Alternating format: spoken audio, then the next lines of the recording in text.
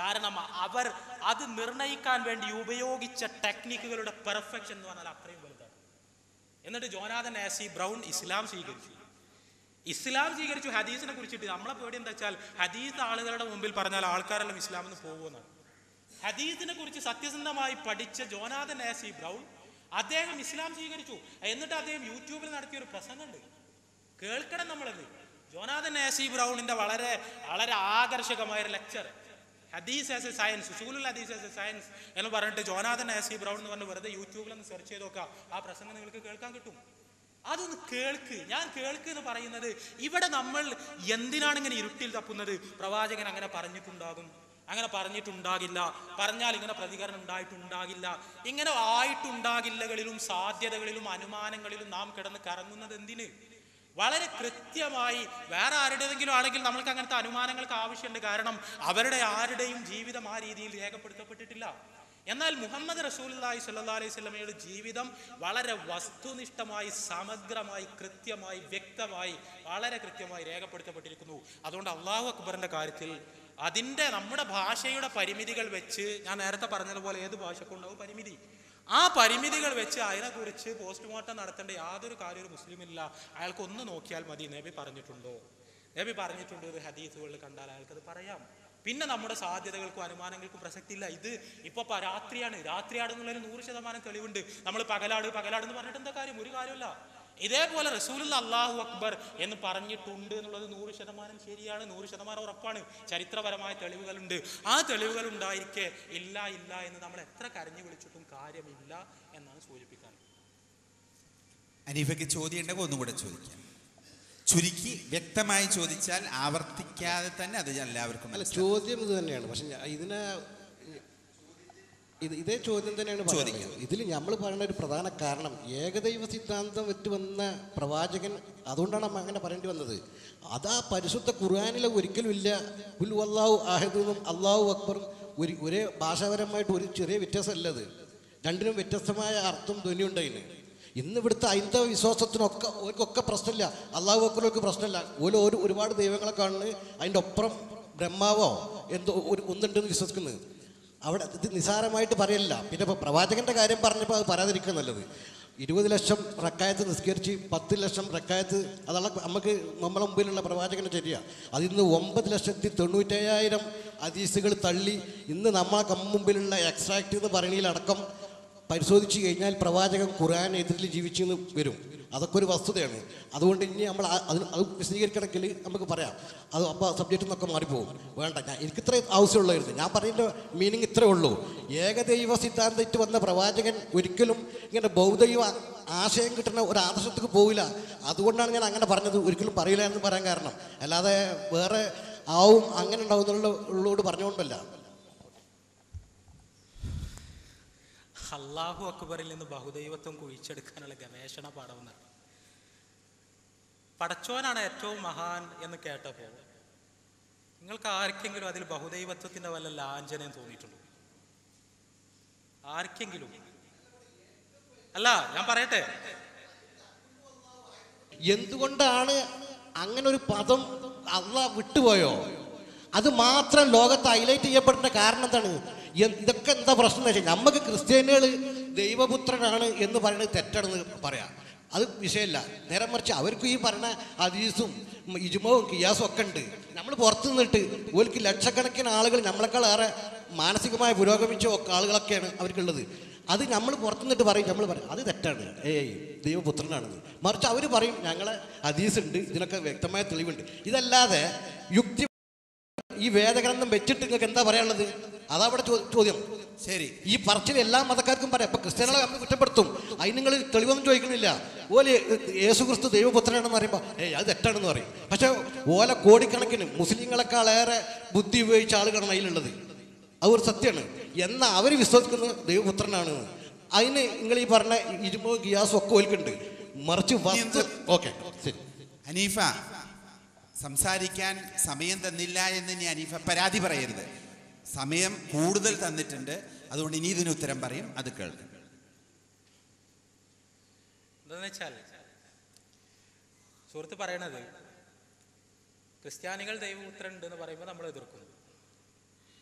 അവർക്ക് നമ്മളെക്കാൾ ബുദ്ധി ഉപയോഗിച്ചവരാണ്. എന്നിട്ടും അത് ശരിയല്ല എന്ന് നമ്മൾ പറയുന്നു. സുഹൃത്തിന് സുഹൃത്ത് തന്നെ മറുപടി പറഞ്ഞുകൊണ്ടിരിക്കുകയാണ്. ബുദ്ധി ഉപയോഗിച്ചിട്ടാണ് നമ്മൾ കാര്യങ്ങൾ കണ്ടെത്തേണ്ടതുണ്ടെന്നുണ്ടെങ്കിൽ ക്രിസ്ത്യാനികൾ പറയുന്നത് തെറ്റാന്ന് നമ്മളിങ്ങനെ പറയും. നമ്മളെക്കാൾ ബുദ്ധി ഉപയോഗിച്ചത് അവരാണെങ്കിൽ, നമ്മളെക്കാൾ ബുദ്ധിയുള്ളത് അവർക്കാണെങ്കിൽ, ബുദ്ധി ഉപയോഗിച്ചാണ് കാര്യങ്ങൾ കണ്ടെത്തേണ്ടതുണ്ടെങ്കിൽ ക്രിസ്തുമതത്തിന്റെ സിദ്ധാന്തങ്ങൾ നമ്മൾ എന്തിനെ എതിർക്കണം? നമ്മൾ എതിർക്കേണ്ട യാതൊരു കാര്യമില്ല. ക്രിസ്ത്യാനികൾക്കാണ് കൂടുതൽ ബുദ്ധി എന്ന ഒരു ശാസ്ത്ര സത്യം ലോകത്തുണ്ടോ എന്ന് എനിക്ക് അറിഞ്ഞൂടാ. പക്ഷെ അങ്ങനെ ഉണ്ടെങ്കിൽ, ക്രിസ്ത്യാനികളാണ് കൂടുതൽ ബുദ്ധി ഉപയോഗിച്ചതെങ്കിൽ, ബുദ്ധി ഉപയോഗിച്ചിട്ടാണ് അവർ ദൈവപുത്ര വിശ്വാസം കണ്ടെത്തിയതെങ്കിൽ, ഹനീഫ സാഹിബിന്റെ വാദം അനുസരിച്ച് നമ്മൾ ക്രിസ്ത്യാനികളെ എന്തിനെതിർക്കണം? എന്താണ് ലോകത്ത് യുക്തി ഉപയോഗിച്ച് കണ്ടെത്താത്തത് സുഹൃത്തെ? ശ്രീ ശങ്കരാചാര്യരുടെ അദ്വൈത സിദ്ധാന്തം യുക്തിയുടെ അടിസ്ഥാനത്തിലാണ് കണ്ടെത്തപ്പെട്ടത്. മാധ്വന്റെ ദ്വൈതം യുക്തിയുടെ അടിസ്ഥാനത്തിലാണ് സമർത്ഥിക്കപ്പെട്ടത്. രാമാനുജന്റെ വിശിഷ്ടാദ്വൈതം യുക്തിയുടെ അടിസ്ഥാനത്തിലാണ് സമർത്ഥിക്കപ്പെട്ടത്. ഇവിടെ ദൈവപുത്ര സങ്കല്പവും ത്രിത്വ സങ്കല്പവും ഫാദർ അലവി അടക്കമുള്ള ആളുകൾ വിശദീകരിച്ചത് യുക്തിയോടുള്ള സർക്കസുകളിലൂടെയാണ്. 1 × 1 = 1 3 ഗുണിച്ചാൽ 1 തന്നെയാണ്. അതുകൊണ്ട് പിതാവും പുത്രനും പരിശുദ്ധാത്മാവും 3 ഉണ്ടായാലും ഒരു ദൈവം മാത്രമേ ഉള്ളൂ. അത് അദ്ദേഹത്തിന്റെ ലോജിക്കാണ്. ഈ ലോജിക്കാണ് ഉപയോഗിക്കാത്തത്. ഇവിടെ ദൈവമല്ല എന്ന് പറയുന്നവര് ലോജിക്കാണ് ഉപയോഗിക്കുന്നത്. ഇവിടെ പരലോകമല്ല എന്ന് പറയുന്നവരും അവരുടെ യുക്തിയാണ് ഉപയോഗിക്കുന്നത്. എന്താണ് യുക്തി എന്ന് പറഞ്ഞ സാധനം? എന്താണ് നമ്മുടെ യുക്തി? ഇവിടെ യുക്തി ഉപയോഗിച്ച് നമ്മൾക്ക് കാര്യങ്ങളെല്ലാം നിർണ്ണയിക്കാൻ കഴിയുമെന്ന് നമ്മൾ ഇപ്പോഴും പറഞ്ഞുകൊണ്ടിരിക്കുകയാണ്.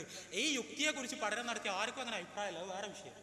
ഞാൻ പറഞ്ഞതുപോലെ 19-ാം നൂറ്റാണ്ടിലെയും 18-ാം നൂറ്റാണ്ടിലെയും അന്നത്തെ പരിമിതമായ തത്വചിന്തയുടെ പ്രേതങ്ങളാണ് യുക്തിവാദമായി ഇന്ന് പല്ലിളിച്ചുകൊണ്ടിരിക്കുന്നത്. ഇവിടെ എന്താണെന്ന് ചോദിച്ചാൽ നമ്മൾ ആലോചിച്ച് നോക്കുക, എന്താണ് മനുഷ്യന്റെ തലച്ചോറ്? യുക്തി എന്ന് പറഞ്ഞാൽ തലച്ചോറിന്റെ ഒരു പ്രവർത്തനമാണ്, തലച്ചോറിന്റെ ഒരു ഫംഗ്ഷനാണ്. നമ്മൾക്കറിയാം എന്താ തലച്ചോറ്, ആരാ മനുഷ്യൻ. ഈ പ്രപഞ്ചം 10,000 കോടി ഗാലക്സി, ഓരോ ഗാലക്സിയിലും 10,000 കോടിയോളം മനുഷ്യർ, ഈ ഗാലക്സിയിലെല്ലാം 10,000 കോടിയോളം നക്ഷത്രങ്ങൾ. ഈ നക്ഷത്രങ്ങൾ, ക്ഷുദ്രഗ്രഹങ്ങൾ, ഉപഗ്രഹങ്ങൾ, ഗ്രഹങ്ങൾ, അങ്ങനെ പലതും ധൂമകേതുക്കൾ, അതിവിശാലമായ പ്രപഞ്ചം. അതിലെ ഭൂമി എന്ന് പറഞ്ഞ ചെറിയൊരു സാധനം. ഈ ഭൂമിയിൽ ജീവൻ പ്രത്യക്ഷപ്പെട്ട് എത്ര കാലമായി? പരിണാമ സിദ്ധാന്തം അനുസരിച്ച് തന്നെ, പരിണാമ സിദ്ധാന്തം നമ്മൾ എടുത്താൽ പോലും ഈ ഭൂമിയിൽ ജീവൻ പ്രത്യക്ഷപ്പെട്ടിട്ട് വളരെ കുറഞ്ഞ കാലം മാത്രമേ ആയിട്ടുള്ളൂ. അപ്പൊ ഈ പ്രപഞ്ചമുണ്ടായി സഹസ്രാബ്ദങ്ങൾ കഴിഞ്ഞ് ഈ പ്രപഞ്ചത്തിന്റെ ഏതോ ചെറിയൊരു കോണിൽ പ്രത്യക്ഷപ്പെട്ട ഒരു പ്രതിഭാസമാണ് ജീവൻ. അങ്ങനെ ലോകത്ത് എത്രയോ ജീവിവർഗങ്ങൾ, ആ ജീവിവർഗങ്ങളിൽപ്പെട്ട മനുഷ്യൻ എന്നൊരു സ്പീഷീസ്, ആ മനുഷ്യൻ എന്ന സ്പീഷീസ് പ്രപഞ്ചത്തിൽ പ്രത്യക്ഷപ്പെട്ടിട്ട് വളരെ കുറച്ച് കാലം ആയിട്ടുള്ളൂ. ആ മനുഷ്യരിൽ കോടിക്കണക്കിന് മനുഷ്യർ, എത്രയോ തലമുറകൾ കഴിഞ്ഞുപോയി, ഇനി എത്രയോ തലമുറകൾ വരാനിരിക്കുന്നു. അതിൽപ്പെട്ട ഒരാളാണ് ഞാൻ, അതിൽപ്പെട്ട ഒരാളാണ് നിങ്ങൾ. ഈ നമ്മുടെ പ്രപഞ്ചവുമായി താരതമ്യം ചെയ്യുമ്പോൾ വളരെ ചെറിയ മേൽവിലാസം മാത്രമുള്ള പ്രപഞ്ചമുണ്ടായി സഹസ്രാബ്ദങ്ങൾ കഴിഞ്ഞ് ഭൂമിയിൽ പ്രത്യക്ഷപ്പെട്ട നിസ്സാരനായ ഒരു സൃഷ്ടി. ആ സൃഷ്ടിയുടെ 2 കാലുമേൽ എണീറ്റിക്കുന്ന സൃഷ്ടിയുടെ തല എന്ന് പറയുന്ന അവയവത്തിനുള്ളിലുള്ള അതിലോലമായ ഒരു അവയവത്തിന്റെ പേരാണ് നമ്മുടെ തലച്ചോറ്. ഈ തലച്ചോറ് ഉപയോഗിച്ച് നമ്മൾ പ്രപഞ്ചത്തെ വ്യാഖ്യാനിക്കുകയാണ്. ആരെയാണ് നമ്മൾ പരിഹസിക്കുന്നത്? നമ്മുടെ ചെറിയൊരു ഇൻസ്ട്രുമെന്റ് ഉപയോഗിച്ചിട്ട്, നമ്മളൊരു കമ്പ്യൂട്ടർ ഉണ്ടാക്കി. ആ കമ്പ്യൂട്ടർ മനുഷ്യന്റെ ഉൽപ്പത്തിയെ കുറിച്ച് വലിയ വലിയ ഗവേഷണങ്ങൾ നടത്തിയാൽ എങ്ങനെ ഉണ്ടാവും? മനുഷ്യന്റെ ഒരു സഹായമില്ലാതെ ഒരു CPU കഴിയൂ? ഇത് പടച്ചോനുണ്ടാക്കിയ ഒരു സൃഷ്ടി. ആ സൃഷ്ടി ഉപയോഗിച്ച്, ആ തലച്ചോറ് ഉപയോഗിച്ച് നമ്മൾ എങ്ങനെ ദൈവത്തെ അപഗ്രഥിക്കും? തലച്ചോറ് മനുഷ്യന്മാർക്ക് പടച്ചോൻ തന്നത് പദാർത്ഥത്തെ കുറിച്ച് പഠിക്കാനാണ്. പദാർത്ഥത്തെ കുറിച്ച് പഠിക്കാൻ അതിന് മാത്രമേ കഴിയുള്ളൂ. അത് ഞാൻ പറഞ്ഞു എന്നുള്ളതുകൊണ്ട് വിശ്വസിക്കേണ്ട. ആൽബർട്ട് ഐൻസ്റ്റീൻ പറഞ്ഞിട്ട് വിശ്വസിച്ചാൽ മതി. എന്താണ് ആൽബർട്ട് ഐൻസ്റ്റീന്റെ ആപേക്ഷികതാ സിദ്ധാന്തം? ആൽബർട്ട് ഐൻസ്റ്റീന്റെ ആപേക്ഷികതാ സിദ്ധാന്തം നമുക്കെല്ലാം അറിയാം. ഈ പ്രപഞ്ചത്തെ കുറിച്ച് മനസ്സിലാക്കണമെങ്കിൽ പ്രപഞ്ചത്തിന്റെ പുറത്തേക്ക് പോകണം. പൂർണ്ണമായി മനസ്സിലാക്കണമെങ്കിൽ പ്രപഞ്ചത്തിന്റെ പുറത്തേക്ക് പോകാനാകട്ടെ മനുഷ്യന് സാധ്യമല്ലതാണ്. പ്രപഞ്ചത്തെക്കുറിച്ച്, പദാർത്ഥത്തെക്കുറിച്ച് തന്നെ പൂർണ്ണമായി മനുഷ്യർക്ക് മനസ്സിലാക്കാൻ കഴിയില്ല എന്നാണ് ആൽബർട്ട് ഐൻസ്റ്റീന്റെ റിലേറ്റിവിറ്റി പ്രിൻസിപ്പിൾ പഠിപ്പിക്കുന്നത്. ഹൈസൻബർഗിന്റെ അൺസർട്ടനിറ്റി പ്രിൻസിപ്പിൾ അതേ കാര്യം തന്നെയാണ് വേറൊരു ഭാഷയിൽ പറയുന്നത്. സൂക്ഷ്മ പദാർത്ഥ ലോകത്തെക്കുറിച്ച് കൃത്യമായ അനുമാനങ്ങളിലെത്താൻ നമുക്ക് കഴിയില്ല. പാർട്ടിക്കിൾ മാറ്റർ, മെറ്റീരിയലിസം എന്നെല്ലാം നമ്മൾ പറയുന്ന ഈ ഭൗതികവാദത്തിന്റെ ഒരു തലത്തിൽ നിന്നുകൊണ്ട് ചിന്തിച്ചാൽ ഈ ഭൗതിക പ്രപഞ്ചത്തെക്കുറിച്ച് പോലും പൂർണ്ണമായി മനസ്സിലാക്കാൻ കഴിയാത്തൊരു സാധനം. ആ തലച്ചോറ് ഉപയോഗിച്ച് നമ്മൾ ഈ പ്രപഞ്ചത്തിന് പുറത്തുള്ള പദാർത്ഥാതീതനായ പദാർത്ഥത്തെ, പ്രപഞ്ചത്തെ സൃഷ്ടിച്ച പടച്ചോനെ കുറിച്ച് നമ്മൾ ഇവിടുന്ന് ഇങ്ങനെ അഭിപ്രായങ്ങൾ പറയാണ്. ആ പടച്ചോൻ അങ്ങനെയാണ്. ഒരു കൂട്ടർ പറയാണ് തൃത്വം, ഒരു കൂട്ടർ പറയാണ് അദ്വൈതം, ഒരു കൂട്ടർ പറയാണ് ദ്വൈതം, ഒരു കൂട്ടർ പറയാണ് വിശിഷ്ടാദ്വൈതം, ഒരു കൂട്ടർ പറയുന്നു അല്ലാഹു അക്ബർ എന്ന് പറയാം, വേറൊരു കൂട്ടർ പറയുന്നു അല്ലാഹു അക്ബർ എന്ന് പറയാൻ പാടില്ല. ഇത് ഏതുപോലെയാണ്? ഒരു കൂട്ടിലിട്ടിട്ട് ഏതെങ്കിലും ഒരു മൃഗത്തിനെ വളർത്തുന്നു, നമ്മളിവിടെ ദൂരെയാണ്, അവിടെ ഉള്ള ജന്തുക്കൾ അങ്ങോട്ടും ഇങ്ങോട്ടും നമ്മളെ കുറിച്ച് ഇങ്ങനെ അഭിപ്രായങ്ങൾ പറയുന്നു. അവസാനം നമ്മൾ നേരിൽ വരുമ്പോൾ അവരാരും വിചാരിച്ചതുപോലെ ആവില്ല നമ്മൾ. കാരണം അവർക്ക് ആർക്കും കണ്ടെത്താൻ കഴിയുന്ന ഒരു ദൂരത്തിലല്ല നമ്മളുള്ളത്. ഇതേപോലെ പ്രപഞ്ചാതീതനായ പദാർത്ഥാതീതനായ പടച്ചോനെ കുറിച്ച്, പദാർത്ഥത്തെ കുറിച്ച് മാത്രം, അതും പരിമിതമായ രീതിയിൽ പഠിക്കാൻ ശേഷിയുള്ള നമ്മുടെ തലച്ചോറ് ഉപയോഗിച്ച് നമ്മൾ അന്വേഷിച്ചാൽ ആ കണ്ടെത്തിയ കാര്യങ്ങൾ ശരിയാന്നുള്ളതിന് എന്താ ഉറപ്പ്? പടച്ചോൻ നമ്മളോട് സംസാരിച്ചിട്ടുണ്ടോ? നമ്മളാരെങ്കിലും പടച്ചോനെ കണ്ടിട്ടുണ്ടോ? നമ്മളാരെങ്കിലും അവിടെ പോയി വന്നിട്ടുണ്ടോ? നമ്മുടെ അനുമാനങ്ങൾ ശരിയാന്നുള്ളതിന് എന്താണ് ഉറപ്പ്? അതുകൊണ്ടാണ് പറയുന്നത്, ദൈവത്തെക്കുറിച്ച് ലോകത്ത് വ്യത്യസ്ത സിദ്ധാന്തങ്ങൾ അവതരിപ്പിക്കപ്പെടും. ആ സിദ്ധാന്തങ്ങളല്ല നമ്മൾ പിന്തുടരേണ്ടത്. ദൈവത്തെക്കുറിച്ച് ദൈവം തന്നെ പറഞ്ഞ കാര്യങ്ങളാണ്. ദൈവത്തെക്കുറിച്ച് ദൈവം തന്നെ പറഞ്ഞത് എവിടെയുണ്ടെന്ന് അന്വേഷിക്കണം. അങ്ങനെ അന്വേഷിക്കുമ്പോൾ നമ്മൾ പരിശുദ്ധ ഖുർആനിലെത്തും. ആ പരിശുദ്ധ ഖുർആനിന്റെ പ്രായോഗിക വിശദീകരണമായ മുഹമ്മദ് നബിയുടെ ജീവിതചര്യയിലെത്തും. റസൂലുള്ളാഹി സ്വല്ലല്ലാഹു അലൈഹി വസല്ലമയുടെ വാക്കുകൾ പടച്ചോന്റെ ബോധനങ്ങളുടെ അടിസ്ഥാനത്തിൽ മാത്രമാണ്. പ്രവാചകന്റെ പ്രവർത്തനങ്ങൾ പടച്ചോന്റെ വഹീന്റെ അടിസ്ഥാനത്തിൽ മാത്രമാണ്. നമ്മുടെ അനുമാനങ്ങൾ മാറ്റിവെച്ച് പടച്ച തമ്പുരാൻ അവതരിപ്പിച്ചൊരു ഗ്രന്ഥവും ആ ഗ്രന്ഥമനുസരിച്ച് പടച്ചോന്റെ ബോധനങ്ങൾ അനുസരിച്ച് ജീവിച്ചൊരു മനുഷ്യന്റെ ജീവിതവും നമ്മുടെ മുമ്പിലുണ്ട്. അതിൽ നിന്നാണ് പടച്ചോൻ ആരാന്ന് നമ്മൾ കണ്ടെത്തേണ്ടത്. ഇവിടെ അല്ലാഹു അക്ബറിന്റെ സുഹൃത്ത് വ്യാഖ്യാനിച്ച പോലെ ആരും വ്യാഖ്യാനിച്ചിട്ടില്ലാത്തത് കൊണ്ട് തന്നെ അങ്ങനെ ഒരു ആശയക്കുഴപ്പം. എനിക്ക് വേണമെങ്കിൽ അതിന് മറുപടി പറയാം. ഇപ്പൊ സുഹൃത്ത് പറഞ്ഞ പോലെ ഫിലോസഫിക്കൽ ആർഗ്യുമെന്റ്സ് വെച്ചിട്ട് അല്ലാഹു അക്ബർ എന്ന് പറയാമെന്ന് എനിക്ക് പറയാം. പക്ഷെ ഞാൻ അങ്ങോട്ട് പോകുന്നേ ഇല്ല. കാരണം ദൈവവുമായി ബന്ധപ്പെട്ട് ദൈവത്തിന്റെ ഗുണവിശേഷങ്ങൾ അങ്ങനെ ഇങ്ങനെ അതിന്റെ യുക്തി അങ്ങോട്ട് ഇങ്ങോട്ട് തുടങ്ങിയ ചർച്ചകൾ തന്നെ അപ്രസക്തമാണ്. കാരണം പടച്ച തമ്പുരാൻ എന്താണോ പറഞ്ഞത് അത് അതേപോലെ സ്വീകരിക്കുക എന്നുള്ളതാണ് മുസ്ലിങ്ങളെ സംബന്ധിച്ചിടത്തോളം, യുക്തിയുള്ള ബുദ്ധിയുള്ള ആളുകളെ സംബന്ധിച്ചിടത്തോളം അതിൽ കരണീയമായിട്ടുള്ളത്. മറ്റതെന്ത് ബുദ്ധിയാണ്? നമ്മൾക്ക് എത്താൻ കഴിയാത്ത, നമ്മൾക്ക് പഠിക്കാൻ കഴിയാത്ത ഒരാളെ കുറിച്ച് നമ്മൾ ഇവിടുന്ന് വലിയ വായിൽ അഭിപ്രായങ്ങൾ പറഞ്ഞുകൊണ്ടിരിക്കുന്നതിൽ എന്താണ് യുക്തി? നേരെ മറിച്ച് ആ അസ്തിത്വം തന്നെ അവതരിപ്പിച്ച ദിവ്യബോധനത്തിന്റെ സ്രോതസ്സുകളിൽ നിന്ന് വേണം മനസ്സിലാക്കാൻ. അത്തരത്തിലുള്ളൊരു സ്രോതസ്സാണ് പ്രവാചക ചര്യ. പിന്നെ ഹദീസുകൾ എന്ന് പറഞ്ഞാൽ വിശ്വസിക്കാൻ കൊള്ളൂല എന്നാണ് പറയുന്നത്. അതുകൊണ്ടാണ് ഞാൻ പറഞ്ഞത് ദയവ് ചെയ്ത് ഒന്ന് പഠിക്കണം എന്ന്. ഹദീസുകൾ എന്താണെന്നും അതിൻ്റെ രീതിശാസ്ത്രം എന്താണെന്നും എങ്ങനെയാണ് ഇത് രേഖപ്പെടുത്തപ്പെട്ടതെന്നും ഹദീസുകൾ വായിച്ചാൽ റസൂലുള്ളാഹി ഖുർആനെതിരെ പ്രവർത്തിച്ചു എന്ന് നമ്മൾക്ക് വിശ്വസിക്കേണ്ടി വരുന്നുണ്ട്. ലോകത്ത് ഒരു ഹദീസ് പണ്ഡിതനും അങ്ങനെ തോന്നിയിട്ടില്ല. അവരെല്ലാം ഖുർആന്റെ നേർ പകർപ്പായിരുന്നു റസൂലുള്ളാഹി എന്നാണ് ഹദീസുകൾ വായിച്ചിട്ടും ഖുർആൻ വായിച്ചിട്ടും പറഞ്ഞത്.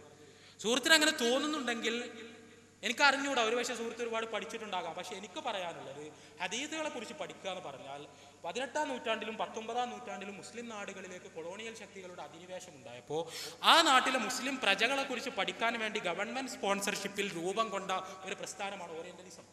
ഈ ഓറിയന്റലിസത്തിന് അതിൻ്റെതായ മുൻവിധികൾ ഉണ്ടായിരുന്നു. സ്വാഭാവികമായും ഒരു കൊളോണിയൽ അധിനിവേശ ശക്തികളുടെ കൂടെ കപ്പലിറങ്ങി ഇന്ത്യയിലേക്കും ഈജിപ്തിലേക്കും എല്ലാം വന്ന യൂറോപ്യൻ ശക്തികൾ, ആ യൂറോപ്യൻ ശക്തികൾ അവരുടെ യൂറോസെൻട്രിക് ആയ ഒരു തലച്ചോറ് ഉപയോഗിച്ച്, അവരുടെ ഒരു മെറ്റീരിയലിസ്റ്റിക് ആയ തലച്ചോറ് ഉപയോഗിച്ചിട്ടാണ് കാര്യങ്ങൾ മുഴുവൻ പഠിക്കാൻ ശ്രമിച്ചത്.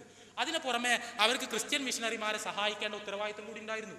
ഇതെല്ലാം കൂടി ആയപ്പോൾ അവർക്ക് ഇസ്ലാമിനെയും ഹദീസുകളെയും കുറിച്ച് പഠിച്ചപ്പോൾ ആ പഠനങ്ങൾക്ക് മുഴുവൻ ഒരു പ്രത്യേകമായ ഒരു ആംഗിളിൽ ഒരു ചെരിവുണ്ട്, ഒരു പക്ഷപാതം.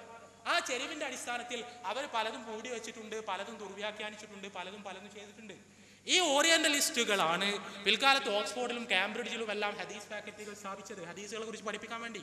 അവിടെ ചെന്നിട്ട് അവിടുന്ന് ഓറിയന്റലിസ്റ്റുകളിൽ നിന്ന് ഇത് പഠിച്ച ഗോൾഡ് സീഹറിനെ പോലുള്ള ആളുകൾ ആ ഗോൾഡ് സീഹറിൽ നിന്ന് ഹദീസുകളെ കുറിച്ചുള്ള പഠനങ്ങൾ പകർത്തി വെച്ച ചിറാഗ് അലിയെയും അബൂറയെയും കാസിം അമീനെയും പോലുള്ള ആളുകൾ, ഇവരെല്ലാം എഴുതി വെച്ചതാണ് ഹദീസിന്റെ അവസാന വാക്ക് എന്ന് വിചാരിച്ച കേരളത്തിലെ ചില പാവം പണ്ഡിതന്മാർ, അവരുടെ റിസർച്ചും അല്ല, അവരുടെ ഗവേഷണമല്ല, ഒന്നുമല്ല, ഏതോ അറബി ഭാഷയിൽ ആരോ ഹദീസുകളെ കുറിച്ച് എഴുതിയപ്പോൾ ഇതുവരെ കേൾക്കാത്ത എന്തൊക്കെ കണ്ടപ്പോൾ ഇതെല്ലാം വലിയ സംഭവമാണെന്ന് വിചാരിച്ച് എടുത്ത് ചാടി, അത്രയേ ഉള്ളൂ. ഈ പണ്ഡിതന്മാരുടെ ഇത്തരത്തിലുള്ള രചനകൾ വായിച്ചിട്ട് അത് മഹാസംഭവമാണെന്ന് വിചാരിക്കുന്നവർക്ക് വിചാരിക്കാം. പക്ഷെ എനിക്കതിന് കഴിയാത്തത് ഞാൻ പറഞ്ഞത് തന്നെ അതിന്റെ മറുവശത്തേക്ക് നോക്കാൻ കഴിയുന്നതുകൊണ്ടാണ്. സുഹൃത്തിനോട് വളരെ വിനീതമായി എനിക്കൊരു കാര്യം മാത്രമേ പറയാനുള്ളൂ. ഹദീസുകൾ പ്രാമാണികമാണോ എന്നുള്ള കാര്യം ഒന്ന് പരിശോധിക്കുക. അത് പരിശോധിക്കാൻ വേണ്ടിയാണ് ഞാൻ പറഞ്ഞത് ഒരു സെക്യുലർ സോഴ്സിൽ നിന്ന് തുടങ്ങാം. ഒരു സെക്യുലർ സോഴ്സിൽ നിന്ന്, മുസ്ലിങ്ങൾ എഴുതിയത് വായിക്കണ്ട, ഹദീസിന്റെ ആളുകൾ എഴുതിയത് വായിക്കണ്ട, ഒരു സെക്യുലർ സോഴ്സിൽ നിന്ന് ജോനാഥൻ എ.സി. ബ്രൗണിൽ നിന്ന് തുടങ്ങി. അവിടെ നിന്ന് തുടങ്ങിയിട്ട് അദ്ദേഹത്തെ അത്ഭുതപ്പെടുത്തിയ കാര്യങ്ങളൊന്ന് ശ്രദ്ധിക്ക്. എന്നിട്ട് ഹദീസിനെ കുറിച്ച് ആത്മാർത്ഥമായി വസ്തുനിഷ്ഠമായി പഠിച്ചിട്ട് ഇതൊരു കൃത്യമായ ചരിത്ര സ്രോതസ് അല്ല എന്ന് തോന്നുന്നുണ്ടെങ്കിൽ തള്ളിക്കളയുക. അതല്ലാതെ കേവല വൈകാരികതയുടെ പേരിൽ ആരുടെയെങ്കിലും വാചക കസർത്തുകളിൽ മയങ്ങി ഒരു കൊളോണിയൽ പദ്ധതിയുടെ ഇരയായി തീരരുത് എന്ന് മാത്രമാണ് എനിക്ക് ഈ സന്ദർഭത്തിൽ സൂചിപ്പിക്കാനുള്ളത്. എൻ്റെ പേര് ശിവദാസ് എന്നാണ്. ഞാൻ പ്രഭാഷകൻ പറഞ്ഞൊരു കാര്യത്തിൽ തന്നെ തുടങ്ങാം. യുക്തിവാദികൾക്കുള്ള മറുപടി എന്ന രീതിയിൽ തുടങ്ങിയ സംഭവം മറ്റൊരു തലത്തിലേക്ക് പോകുന്നു. അതിനുള്ള ഒരു കാരണം എനിക്ക് തോന്നുന്നത്, ഇതിൽ അന്ന് യുക്തിവാദികൾ സംഘടിപ്പിച്ച പരിപാടിയിൽ വന്നവരല്ല ഇന്ന് ഭൂരിപക്ഷപ്പെടല്ല. യുക്തിവാദികൾ എന്ന് പറയുന്നവരും വളരെ കുറവ്, ചിലപ്പോൾ 1-2 പേരുണ്ടെങ്കിലുള്ളൂ. നേരത്തെ പ്രതികരിച്ച ആൾ എനിക്ക് പരിചയമുണ്ട്, പക്ഷേ അയാൾ യുക്തിവാദിയല്ല. അപ്പം ഇത് ആ സമയത്ത് തന്നെ വരണ്ടായിരുന്നു. ഈ പ്രഭാഷകൻ പോലും അന്ന് ഇതിലില്ല. ഒരു പക്ഷേ മൊബൈലിൽ റെക്കോർഡ് ചെയ്തതോ അല്ലെങ്കിൽ മറ്റ് സുഹൃത്തുക്കൾ അന്ന് അറ്റൻഡ് ചെയ്തവർ ഇവിടെ എന്ത് സംഭവിച്ചു എന്ന് പറഞ്ഞതായിരിക്കും. ഇതെല്ലാം ശിവദാസിന്റെ അഭിപ്രായങ്ങളാണ്. സമയം കുറവാണ്. ചോദിക്കുന്നത് ഒന്ന്, മതം എന്താണെന്ന് ഒന്ന് നിർവചിക്കണം. അതുപോലെ രണ്ടാമത്തെ ചോദ്യം, ഈ യുക്തിവാദം എന്താണ് നിങ്ങൾ മനസ്സിലാക്കിയിട്ടുണ്ടെങ്കിൽ അതൊന്ന് നിർവചിക്കണം. എന്താണ് യുക്തിവാദം എന്നത് എന്താണ്? മറ്റൊരു സംശയം ചോദ്യമായിട്ട് തന്നെ പറയുന്നത്, അടുത്തതിൽ ചോദിക്കാം. ശിവദാസ് ഈ സ്പീച്ച് തുടങ്ങുന്ന സമയത്ത് ഇവിടെ ഉണ്ടോ? ഉണ്ട്. അപ്പം ഇത് ഇൻട്രൊഡക്ഷന്റെ ആദ്യ തുടക്കത്തിൽ തന്നെ വിവരിച്ച കാര്യങ്ങളാണ്. ഏതായാലും ഒന്നും കൂടെ എന്റെ അഭിപ്രായം പറയുന്നതിന് അടുത്ത ചോദ്യത്തിലേക്ക്, മൂന്നാമത്തെ ചോദ്യം അടുത്തയിലേക്ക് ചോദിക്കാം. ബഹുമാനനായ സുഹൃത്ത് ശിവദാസന്റെ ചോദ്യം 2 പ്രസക്തമായ ചോദ്യങ്ങളാണ്. ഒന്ന്, എന്താണ് മതം? മതം ഒരു ജീവിത രീതിയാണ്. മനുഷ്യർ ദൈവത്താൽ സൃഷ്ടിക്കപ്പെട്ടവരാണ്. അവൻ്റെ ജീവിതത്തിന് ഒരു ലക്ഷ്യമുണ്ട്. അത് മരണാനന്തര ജീവിതത്തിലാണ്. ആ ലക്ഷ്യം നരകത്തിൽ നിന്ന് രക്ഷപ്പെട്ട് സ്വർഗത്തിലെത്തലാണ്. അവിടെ നരകത്തിൽ നിന്ന് രക്ഷപ്പെട്ട് സ്വർഗത്തിലെത്താൻ വേണ്ടി മനുഷ്യർ ഇവിടെ മുറുകെ പിടിക്കേണ്ട ഒരു മൂല്യക്രമം, ആ മൂല്യക്രമത്തിനെയാണ് മതം എന്ന് പറയുന്നത്. അതിൽ വിശ്വാസങ്ങളുണ്ട്, അനുഷ്ഠാനങ്ങളുണ്ട്, സഹജീവികളോട് കാരുണ്യം കാണിക്കുന്നതുണ്ട്, നല്ല രീതിയിൽ പെരുമാറുന്നതുണ്ട്, അങ്ങനെ പലതുണ്ട്. ഈ ഒരു ജീവിത രീതിയെയാണ്, ആ ഒരു ധാർമ്മിക പദ്ധതിയെയാണ് നമ്മൾ മതം എന്ന് വിളിക്കുന്നത്. യുക്തിവാദം എന്താണെന്ന് പറയേണ്ടത് യുക്തിവാദികളാണ്. അത് റസലിന്റെ യുക്തിവാദമല്ല ഹെഗലിന്റെ യുക്തിവാദം, ഹെഗലിന്റെ യുക്തിവാദമല്ല നമ്മുടെ ഫോയർബാക്കിന്റെ യുക്തിവാദം, ഫോയർബാക്കിന്റെ യുക്തിവാദമല്ല മാർസിന്റെ യുക്തിവാദം, മാർസിന്റെ യുക്തിവാദമല്ല കേരളത്തിലെ പല യുക്തിവാദികളുടെയും യുക്തിവാദം. അങ്ങനെ ഓരോരുത്തരും പല രീതിയിലാണ് യുക്തിവാദത്തെ നിർവചിച്ചിട്ടുള്ളത്.